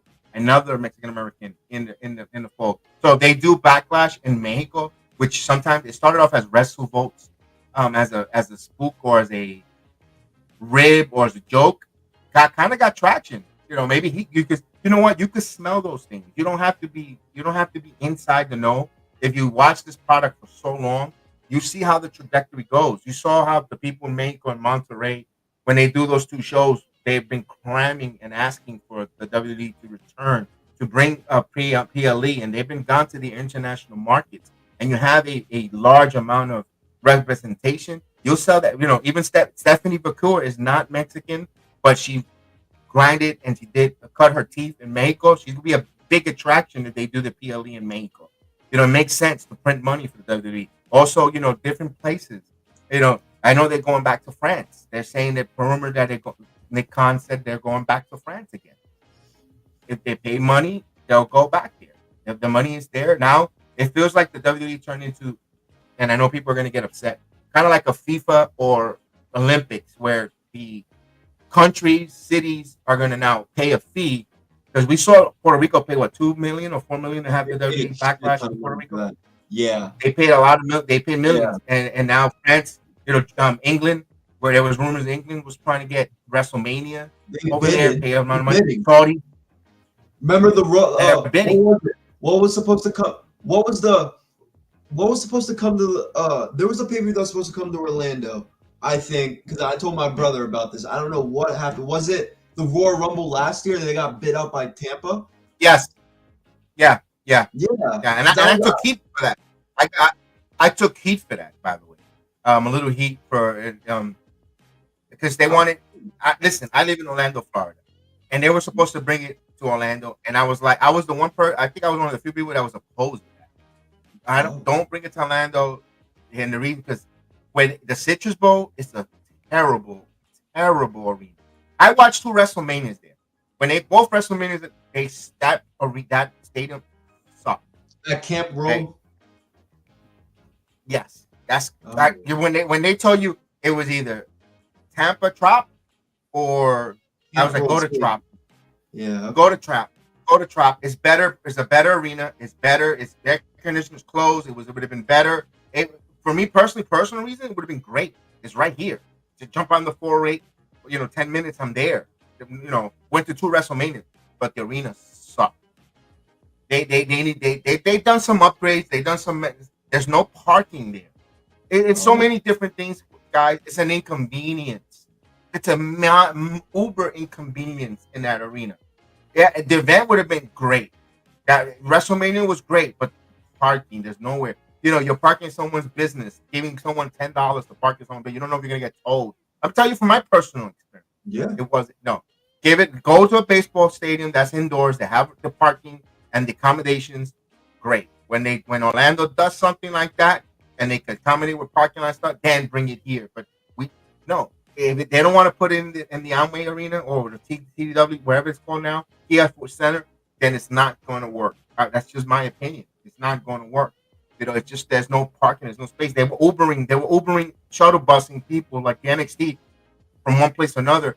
I mean, how it was a disaster. It was a disaster. It wouldn't work. That's my opinion on it. I would like to see Montez Ford go single. Do you think he and Carmelo Hayes will have a hell of a match, Tony? They would have a great match. By now, they will have a hell of a match. That would be a hell of a match. I would like to see that personally. And of course, we'll get into. Let's go right there. Saturday night's main event. We got a couple of matches that are coming up next Saturday. Of course, Braun Breaker taking on Sheamus. I think Sheamus might be the Intercontinental Champion. I love Braun Breaker. Everyone knows me. I'm a Braun Breaker guy. That's my favorite. But I think Sheamus gets that nostalgic Intercontinental title run, and I already know who's going to be his first title defense. John Cena. Relive that Like feud. Relive that feud was a good Fun feud. fact: I was there when they did that contract signing back in 2010. I was at that Monday Night Raw as a kid. Yeah, but no, I agree. You know, I don't know if chat. Some of you guys know this. I think if I'm wrong or if I'm right, I think the Intercontinental Championship is the only title that Sheamus needs to become a Grand Slam champ. And Cena too. I don't think Cena's won that. Cena's never won that. He hasn't won it either. Yeah. So there you go. I could see Sheamus winning again. I'm a Braun Breaker fan. You've got the privilege to see Braun Breaker, since his early days in NXT develop who he is now. He's the future. He's a future WrestleMania main eventer. Yep, there it is. Hi, Braun. He's a future. he's a future main event. WrestleMania main eventer. So you got time. There's plenty you're gonna do with him this year.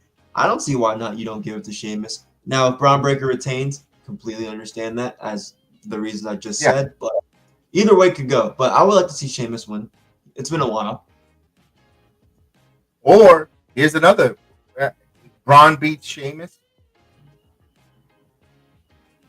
and then Sheamus wants to try to take a crack at Braun. We're trying to get the Intercontinental title, and I don't think he'll be successful either. But then Braun could get more legitimized. I took two guys that wanted to take this title away from me and couldn't. But I mean, I don't know what WWE Creative is going to do with them. I mean, this is the final run for John Cena and Sheamus. Wouldn't mind seeing Sheamus and John go one more time. Be honest with you, give me the hits. It's nothing wrong when you want to go see your favorite. If Aerosmith, you want to hear them play the hits, in the beginning, and of course before they get into the deep tracks and new matchup, the new songs that we have here. You want to open up with one of your favorites. You always want to hear one of them, and so forth when you go to a music concert or anything like that. But I mean, I can't wait for Saturday's main event. Let me ask this question, chat: does Jey Uso win? We know Jey Uso's name has come up with a little controversy during the week, a little IWC gossip, with Jada Parker. Now, this is still a story that's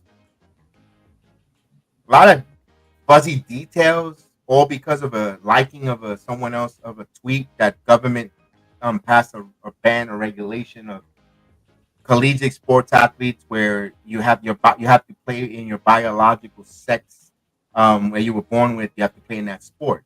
You cannot be in a transition and play in that other sport if you were born biologically another sex. Where Jada Parker just put thumbs up, agree with it, and IWC exactly went after her with her comments, and then they started looking up videos, or they found a video where there's a young lady who has a tights type of spider web type of black tights thighs, sitting next to Jey Uso, rubbing his legs, very provocative. But then later on, there's another picture later on with the same tights worn by Miss Jada Parker. Now in that video, the tights are being rubbed, or Jay being seduced or whatever, aroused. It doesn't show the face. It's just hands, the legs, the hands rubbing on, and while he's having a conversation, he's in his Jey Uso normal conversation with Joshua, and because he's not Jay, he's not being performing for nobody. He's in his own leisure time, and the picture wasn't meant to record him. The picture was recording Grayson Waller and Indy Hartwell enjoying a shoey celebration in the club, and now it's becoming a controversy where. We said our piece before. We're going to say it again. What Joshua and Tatiana does in their personal life, that's Jada and Jay. So it's not our business. It is. It's not our business. We'll respect that, but we're going to talk. We'll talk about it because it was brought up. That's all. And we give our thoughts and our opinion. That's their business. That's what they're doing. If they are, who they are with, who they're not with. Of course, Jay's a married man. He has a son. You've seen his bond with his son.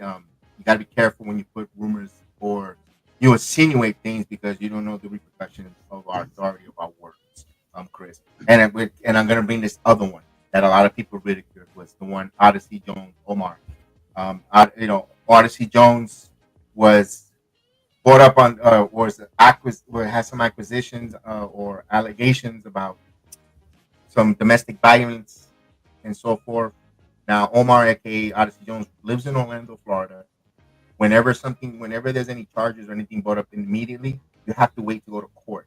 You even if you're innocent, you come out as guilty. You go to court. If you Google his name, you're being charged until you, and then it gets cleared after you go to court. It comes out that he was cleared. There was nothing wrong. But remember telling people on our own podcast that will do and watch alongs with us that does their own podcast themselves. Hold off. I was told by a good insider from NXT, a good friend.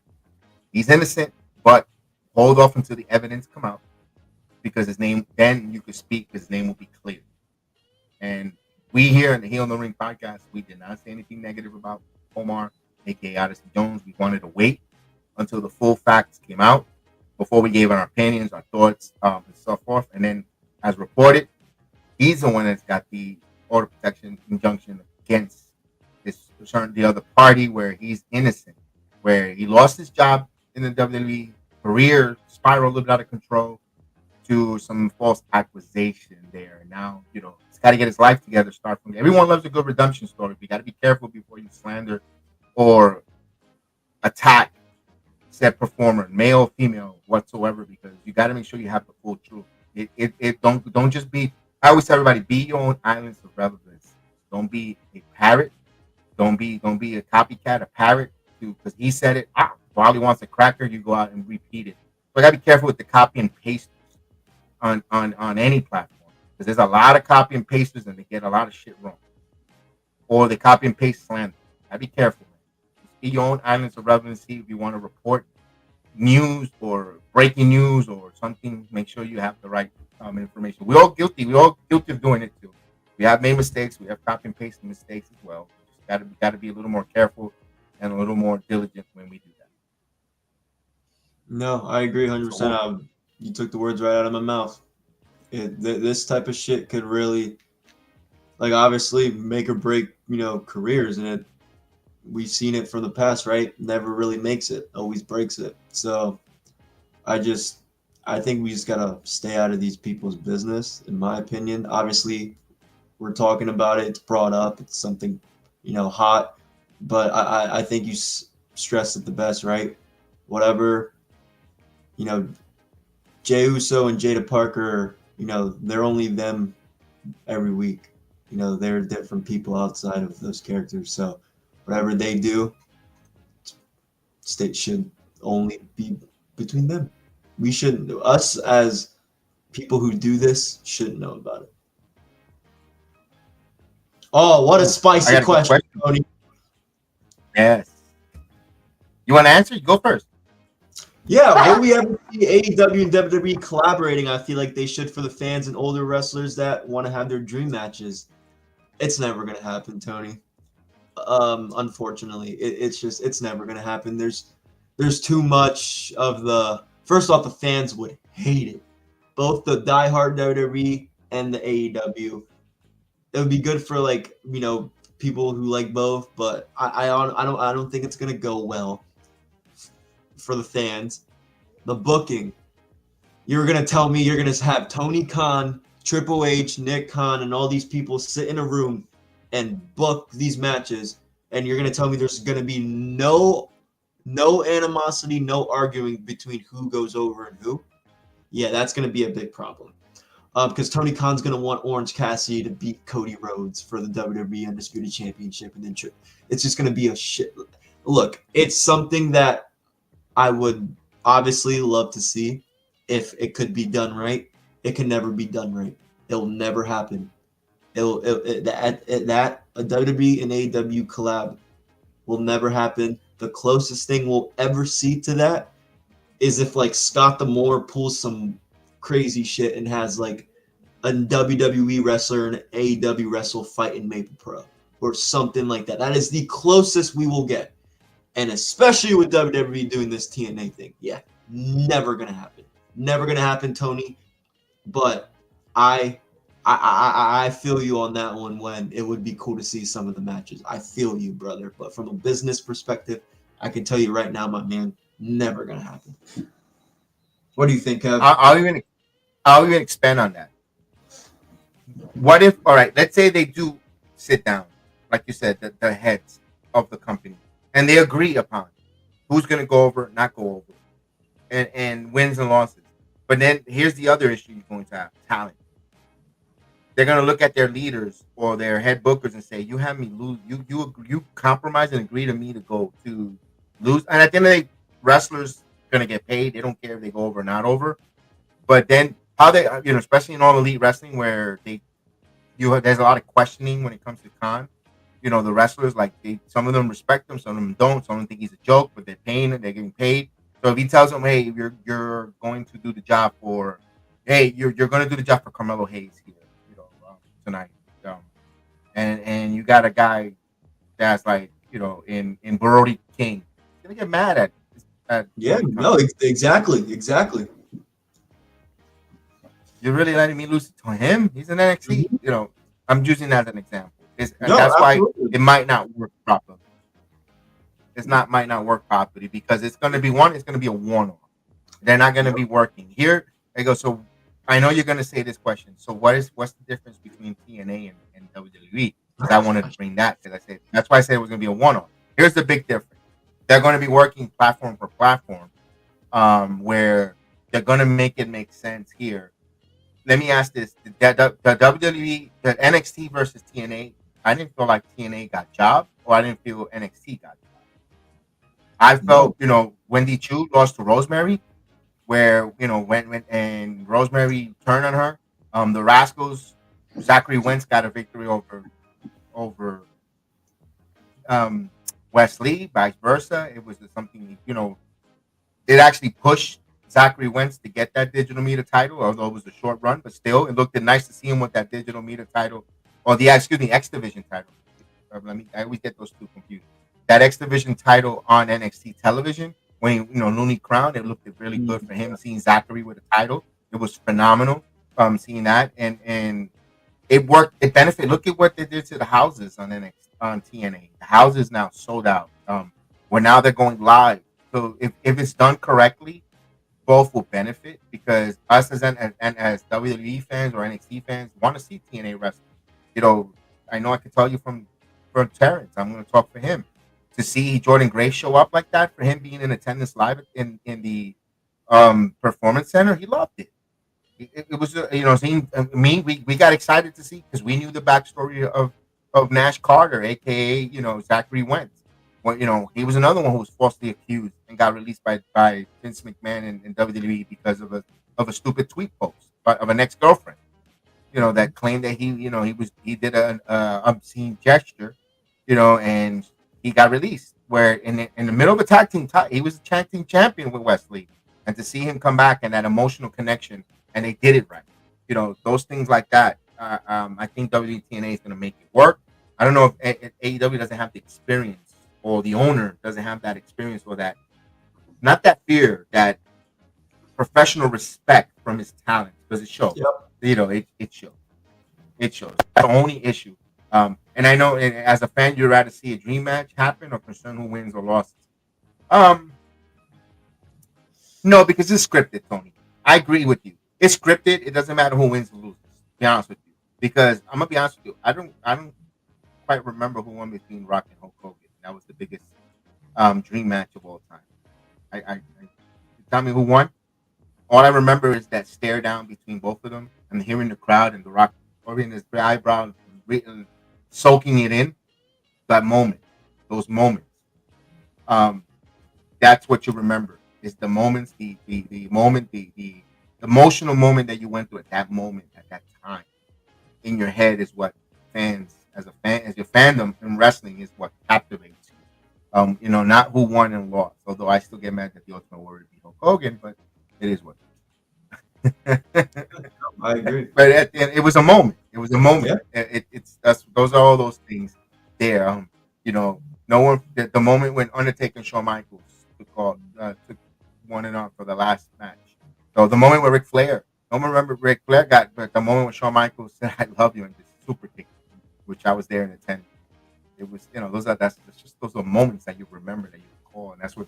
Can they give that moment? Yes. It doesn't matter about wins or losses. Can they deliver a card, a moment where you see, holy shit, that's Kenny Omega on the other side, and then for AEW, and then on the other side of WWE, Seth freaking Rollins. Like, oh damn, Yeah. whoa, like, yeah, that's the moment right there.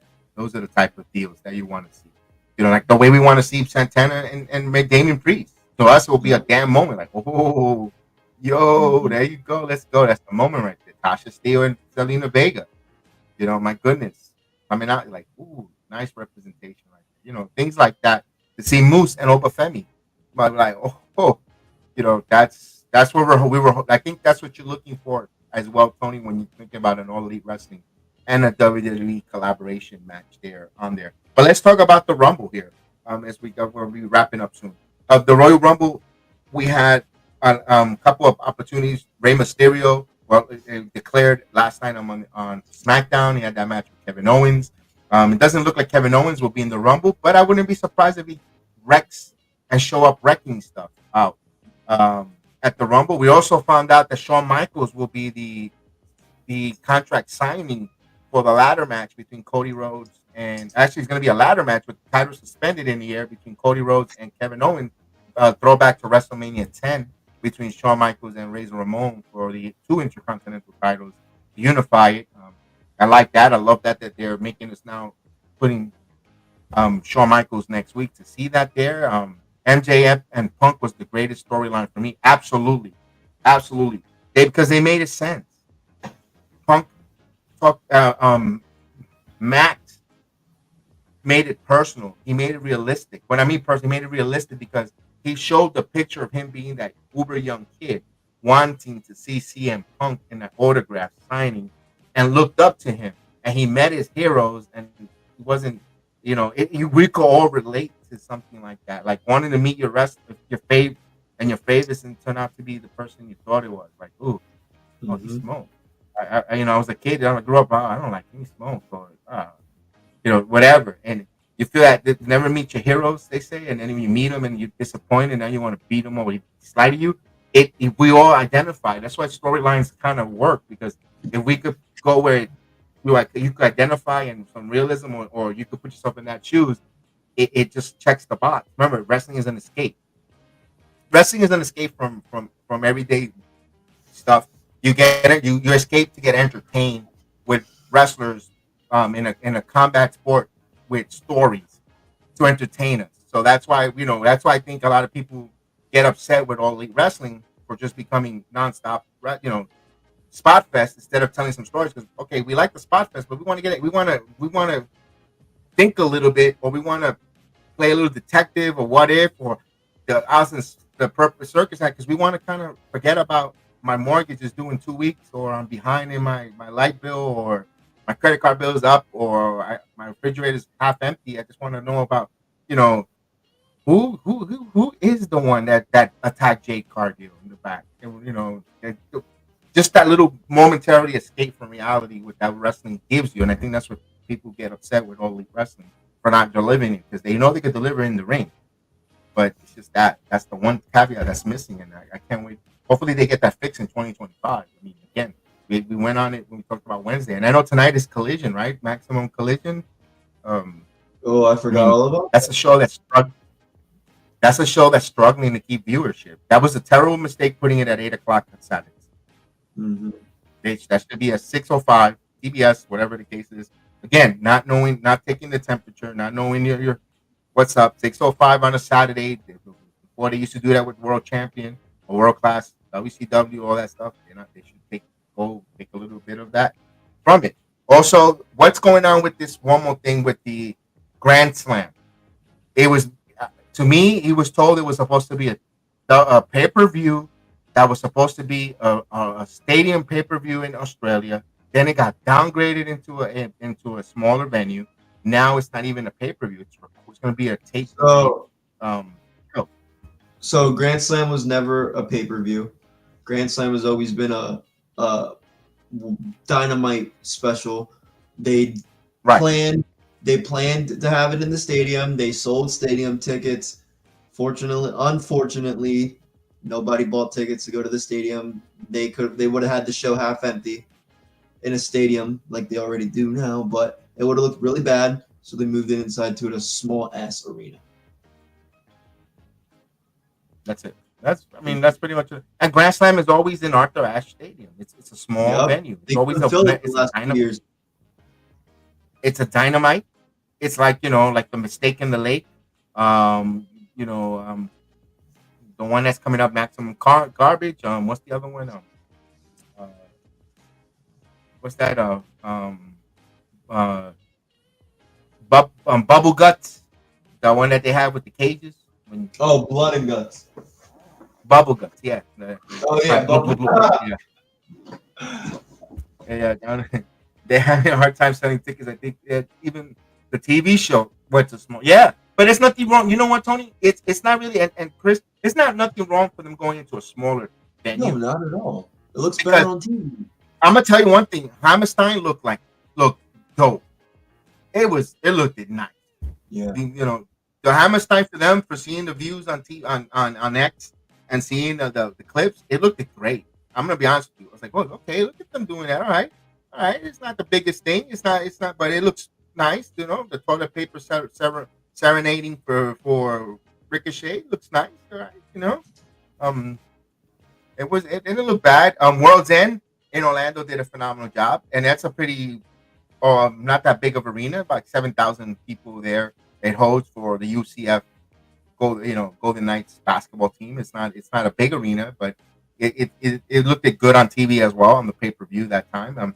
It's smart for them to do the smaller venues. Once the tickets start getting popular, when they start selling out the whole thing in a day or two, then you start looking for a bigger venue. Yep. Don't go with a bigger venue and then hoping to sell, and then you look like a fool moving to a smaller one, which that Texas All In, it might be being moved. There's rumors that they might move. I didn't hear anything about that. There was some rumors. There's some rumors. Ticket sale is not moving the way they thought, even though they came out with that pump in circumstances. And they did a little press conference outside, and they even had like Bryan Danielson and I think 200 people showed up. And why not advertise that? Why not advertise that on YouTube or do it live the way WWE does it? Again, you say you want to be an alternative, but meanwhile you copying and pasting WCW and WWE. You're copying and pasting everything, which is nothing wrong to take a little bit of something from your past, a little bit, and just make it your own, in your own gumbo, your own recipe. Look, everybody cooks hamburgers. Not everybody makes the same hamburger as McDonald's. That's plain and simple. Everybody wants to, So and again, it's all right for AEW to try to do their own, make their own burger as well. But try something, but use a little bit. You know what? There's still salt and pepper. You could use a little salt and pepper. Use your digital media platform, your AEW YouTube page. You went live and shown that, even if it's 200 people, but you're live. Guess what? Next time you do it again, we're going to be live. Join us for the YouTube party, the launch party for so and so. People will show up. Oh, those things. It's just those little details. Again, they got people that hired for that they used to do this on the other side as a content creator. Why are you not pitching these ideas? Or do they have production meetings? Do they listen to people's ideas? What's going on? They keep making the same mistake. They're like in a hamster wheel of turd, going all in circles, but the turd keeps going around. What's going? Do something. You're spinning your wheels, doing nothing. Try something different. Listen. It's sometimes simplicity, it's logic, common sense. I mean, I don't get it. It's like it's a tough one. They're having a hard time selling tickets. I think is they don't even the shows went smaller venues. Yeah, they went to smaller venues. I don't. And meanwhile, WWE continues to grow. Even NXT now, they're going live next Tuesday from Atlanta. They're going on the road. Where it's like, oh, that's a developmental. But guess what? Developmental people are going to show out. But here's the thing they do: they're not doing it all the time. They're not forcing it. They're not going city to city where people's like, I don't watch this NXT. Certain they're still part of the country that don't feel NXT. So will be interesting to see how that goes with that there. But let me ask this: who is your favorite to win the Rumble, Chris? Let's talk about Rumble. Who is going to point the sign?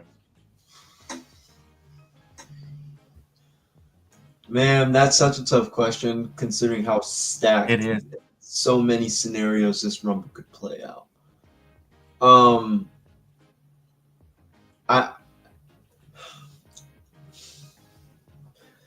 maybe John Cena. Wouldn't go wrong with that. And who's he Because challenging? Who's he my- challenging? Is it Cody Yeah. or is it the winner of Gunther and Jey Uso? I think Cody, because, or I know a lot of people want Jay or Gunther. I know a lot of people want to see him and Gunther, either or. But the reason why I say John Cena is this: CM Punk. There's nothing that, I think ultimately, unless Seth Rollins somehow gets a championship, CM Punk ain't gonna win it. CM Punk has nothing that. Because I think Rollins and Punk are going to fight at WrestleMania this year. Despite them already having the Netflix match, I think they're going to have it again at WrestleMania. So I don't see Punk winning the Rumble because Rollins isn't a champion. There's nothing, obviously, for there. Roman, no one wants to see a Roman and Cody Part 3. I'm sorry.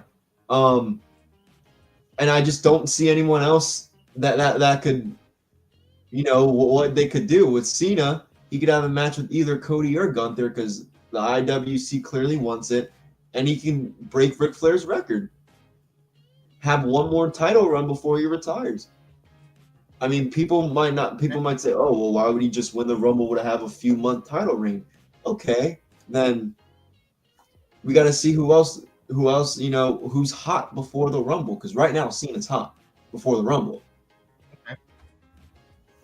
I don't know. It's really interesting. It's hard. It's a hard Rumble this year because there's a lot of big names. They're not champions anymore.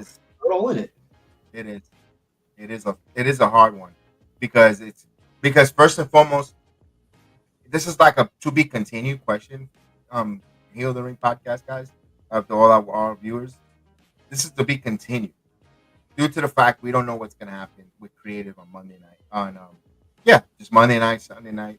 With Monday night SmackDown and with Saturday night's main event, because personally I could see in a world where I could see Jey Uso become the world heavyweight champion, and beating Gunther, and then I could see Roman Reigns wanting to challenge his cousin for that world title. And remember, Sami Zayn brought it up to Roman. You never apologized to Jey. He never really did apologize. They got on the same page to wrestle at the War Games. But that apology never came. Well, let's say the first night on Raw, where Jey Uso is the world heavyweight champion, let's say it after the Royal Rumble, because Roman didn't get a chance to win the Rumble, or let's say he does whatever the case was, and he comes in and he's in the ring, and Roman, instead of acknowledging him, says, Roman gets the microphone and says, "I never apologized. You said I never apologized."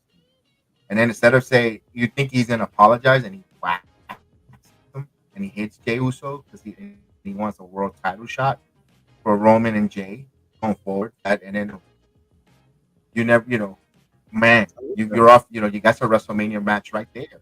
And then if Cody, you don't have to involve Cody. Cody, if it's going to be Cena, where Cody and Cena, if Cena wins the Rumble, then it's gonna be Cody and Cena for that title.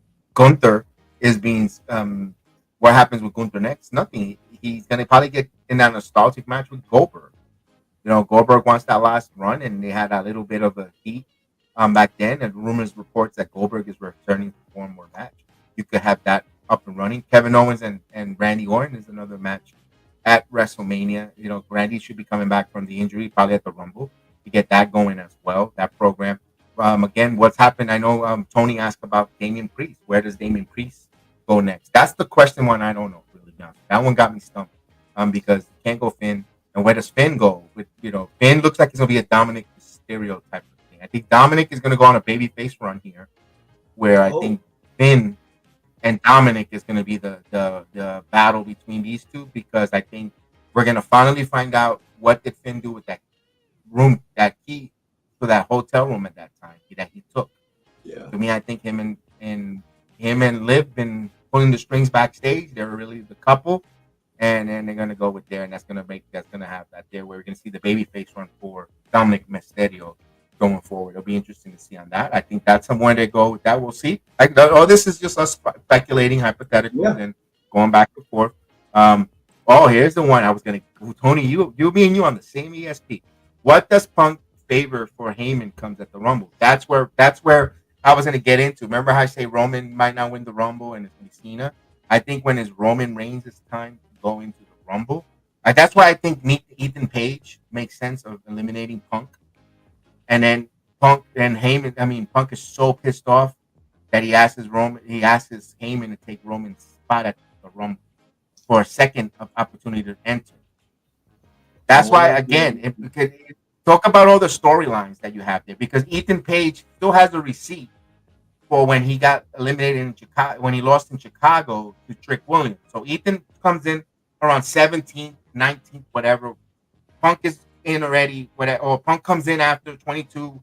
Then he gets in, and Punk, probably eliminates Seth Rollins because there's a little bit. But then Ethan throws him over, and then Ethan talks shit and says about, that's for my NXT World Title, and boom, Ethan super kick, and Punk is so upset they go to the back, and then there's a little quick there, and there's a little bit of where Punk tells Heyman, you owe me a favor, I want that number 29. Let's say Roman draws 29, he takes that 29 for 30. Yeah, I mean, and yeah, there's so much booking there, so many storylines there. But then what does that do with The Rock? If The Rock is going to be in the Rumble, but if The Rock isn't, I would personally like to see that. But if The Rock is in this, who knows what the hell happens? We could be talking this for nothing, So it is so great, because talk to me about a Rumble that has Rock, Punk, Cena. I mean, Rollins, McIntyre, the possibility of seeing TNA, Joe Henry, Moose. I mean, just think about that. Trick Williams, Ethan Page. The list continues, and who knows who else? Malachi might make a return there. Penta, who comes into the Royal Rumble looking all hot and exciting. Andrade, when Andrade and him get in the ring together, somehow in the Rumble, it's going to be a part where them two are going to be alone to do their 90 seconds of just action, them alone. The ring will be cleared out. Andrade and it's going to be Penta and Andrade. Yeah, they're going to have a one-on-one at the Rumble. AJ Styles. I mean, my God, Tony, keep it coming. AJ Styles should be returning from injury. And that's the male. Just think about those names in there. Just think about that with Styles. I mean, dude, this WWE is stacked, and they have a lot of great wrestlers. I mean, just think of the Rumble with that. It's just great. Same with the women. Possibilities for the Rumble. And now let's go to the women. Let's go right to the women. I think this Monday night, Asuka returns to Raw. I think Asuka. They're teasing a 6-woman tag. They only show 5 women in the graphic. They didn't put a mystery. They just put 5. They say 6. They say 6-woman tag. I think Asuka returns to Dominus. Mine's a little tougher because that's why it has to be more than 30. Yeah, well, maybe next year, Tony, we're eventually, like Kev said earlier, we're gonna get the 2 nights of Royal Rumble. It's coming, and that's when I think you could do that. But as far as the women, it's interesting because now we saw the Charlotte Flair vignette. You have a really good observation about Asuka, Becky. There's still a lot to be done. Rhea's most likely going to be the champion, and Tiffany. So it's just going to be about who do they feel like could have a better match with like a champion? Because I feel like ultimately, whoever wins the Rumble will pick Rhea Ripley. Rhea Ripley's the bigger star. She's the bigger name, especially if like a Charlotte Flair wins. My opinion, one of the best WrestleMania women's matches recently, Charlotte and Rhea at WrestleMania 39. Phenomenal. Yeah, very good match. So they could definitely run that back. They could run, Becky and Rhea last year, their match had some ups, right? Becky had a 102-degree fever and still went out there. Rhea Ripley had an anxiety attack because her favorite band, my favorite band, they're from right up the street, 2 hours away. They did a performance and sang her out to the ring. So they could run that back, possibly. Who knows? But I think my Royal Rumble winner,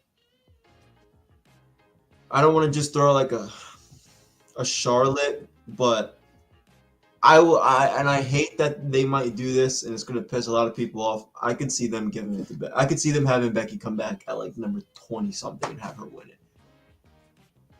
Okay. I don't I want think that. Charlie wins. Right now with the women, I'm lost. Like the men, we see all these freaking talent. We see all these possible storylines.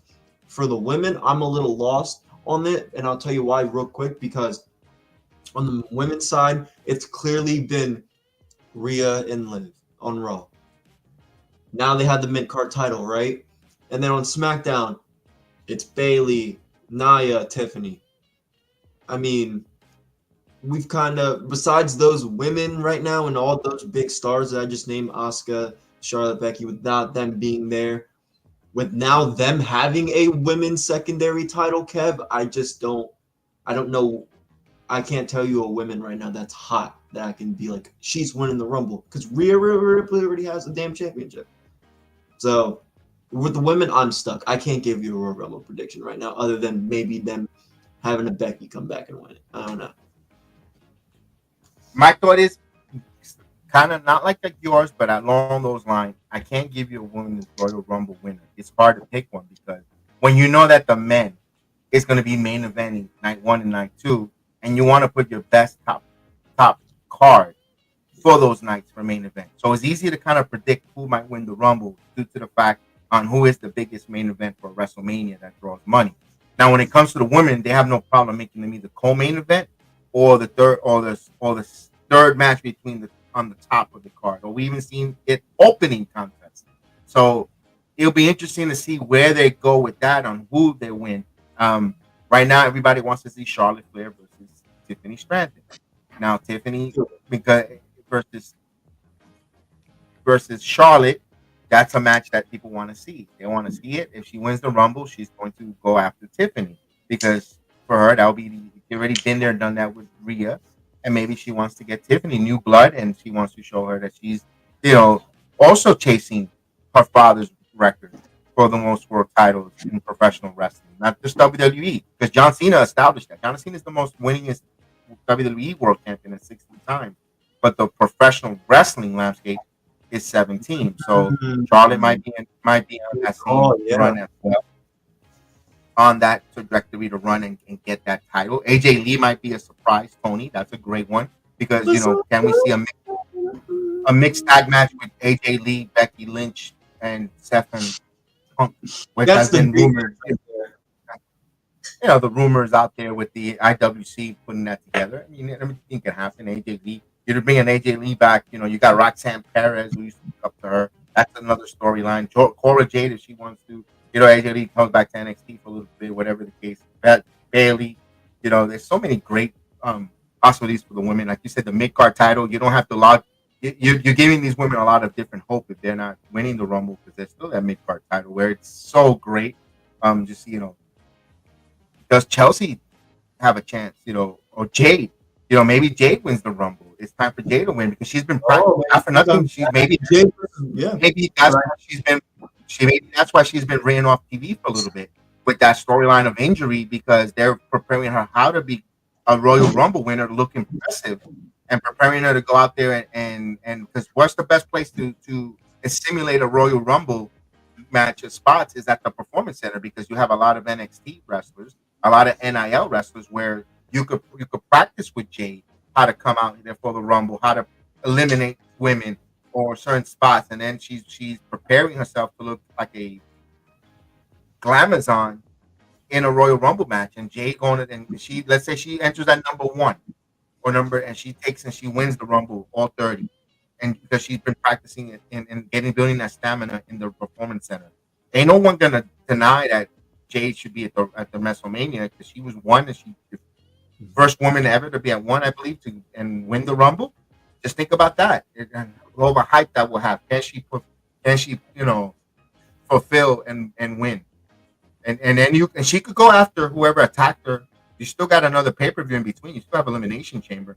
She could have that match whoever attacked her and go after her. But she wins the Rumble. I mean, I can see Jay winning the Rumble. I think Tony, you convinced me.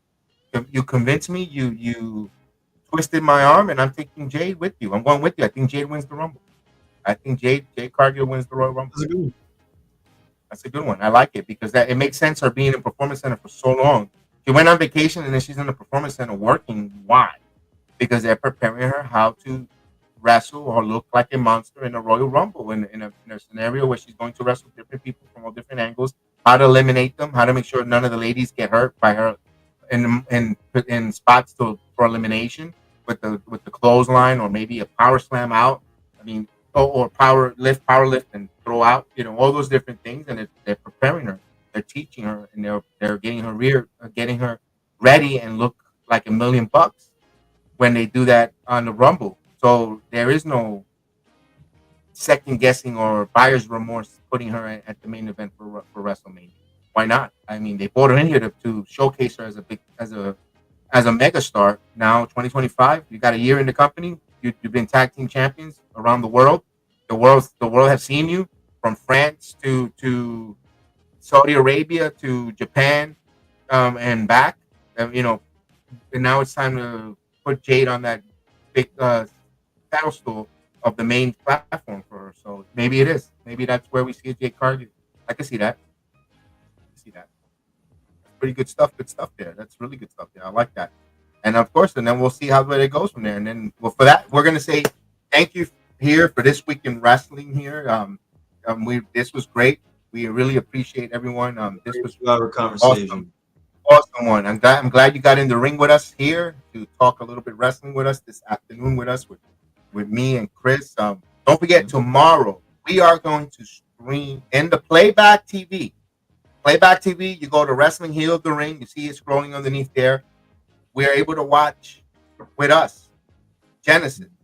Yep. Not just see us and see Mark Hamill in the back or Luke Skywalker and Roberto, you know, the Puerto Rican wrestlers, Roberto Clemente in the back. No, you're going to see the wrestling. We're going to be in a little corner. We're going to be in a, you know, you see my videos on X. You see my videos on X. We're going to be in a little corner like this, and you're going to have the wrestling. And you get to see the match. You're going to hear it. You're going to hear, and you're going to see the stuff. All you got to do is come in, and either you want to be a member. It's free. You're not paying anything. It's free. You know, it's free to join. All you got to do is just get. We would love you to join us because it shows us our subscription go up. We tell Playback, hey, I've got a community, of course, that supports us, that watch along with us, and they're going to keep. You know, we stay on that platform. Not anyone could be on that platform. So we are privileged to have that through the NBA, through the basketball that we do on this channel. So we want you to come in and let's tell the Playback. You know what? Wrestling is a force too. So we need you. If you like wrestling, come on to the Playback. Even if you give us a subscription to subscribe, you could go now. So you get the notification when we hit the live button. Hit it there so you know when we go live. You join us and continue to help us grow. We need to grow. We ask you, please help us grow. We are all that. We're not asking for no super chats. We're not asking to give us money. We're not, you know, because right now times are tough. We could use a donation. Anyone who wouldn't, but we're not here pushing that. All we want is your subscription. All you want you guys to join us, subscribe to us, or remember whatever you want to call it. And we want you to definitely be part of our channel. Bro, look, Tony's a part of my basketball channel and my wrestling, so he's double dipping. You know, I appreciate Tony. Tony, thanks. Thank you. I appreciate you. Let's go, Joe Henry. You got it, brother. You got it, Tony. Yeah, he watches all my basketball games and the wrestling too. So shout out, I Tony. appreciate Tony and communicating and having a conversation. Appreciate you. You got some good thoughts there. Yes. And everyone else. So please join us. We'll see you tomorrow night. Definitely, we're ready to go. Let's go. We want to find out if you believe in Joe Henry. We want to know where you watch from us, from London, from Tokyo, from Mexico. We want to know if you believe. But if you believe in Joe Henry, that's good. But we want you to believe in the Sports JEDI Heel of the Ring podcast. Yep. So with that said, have a good afternoon.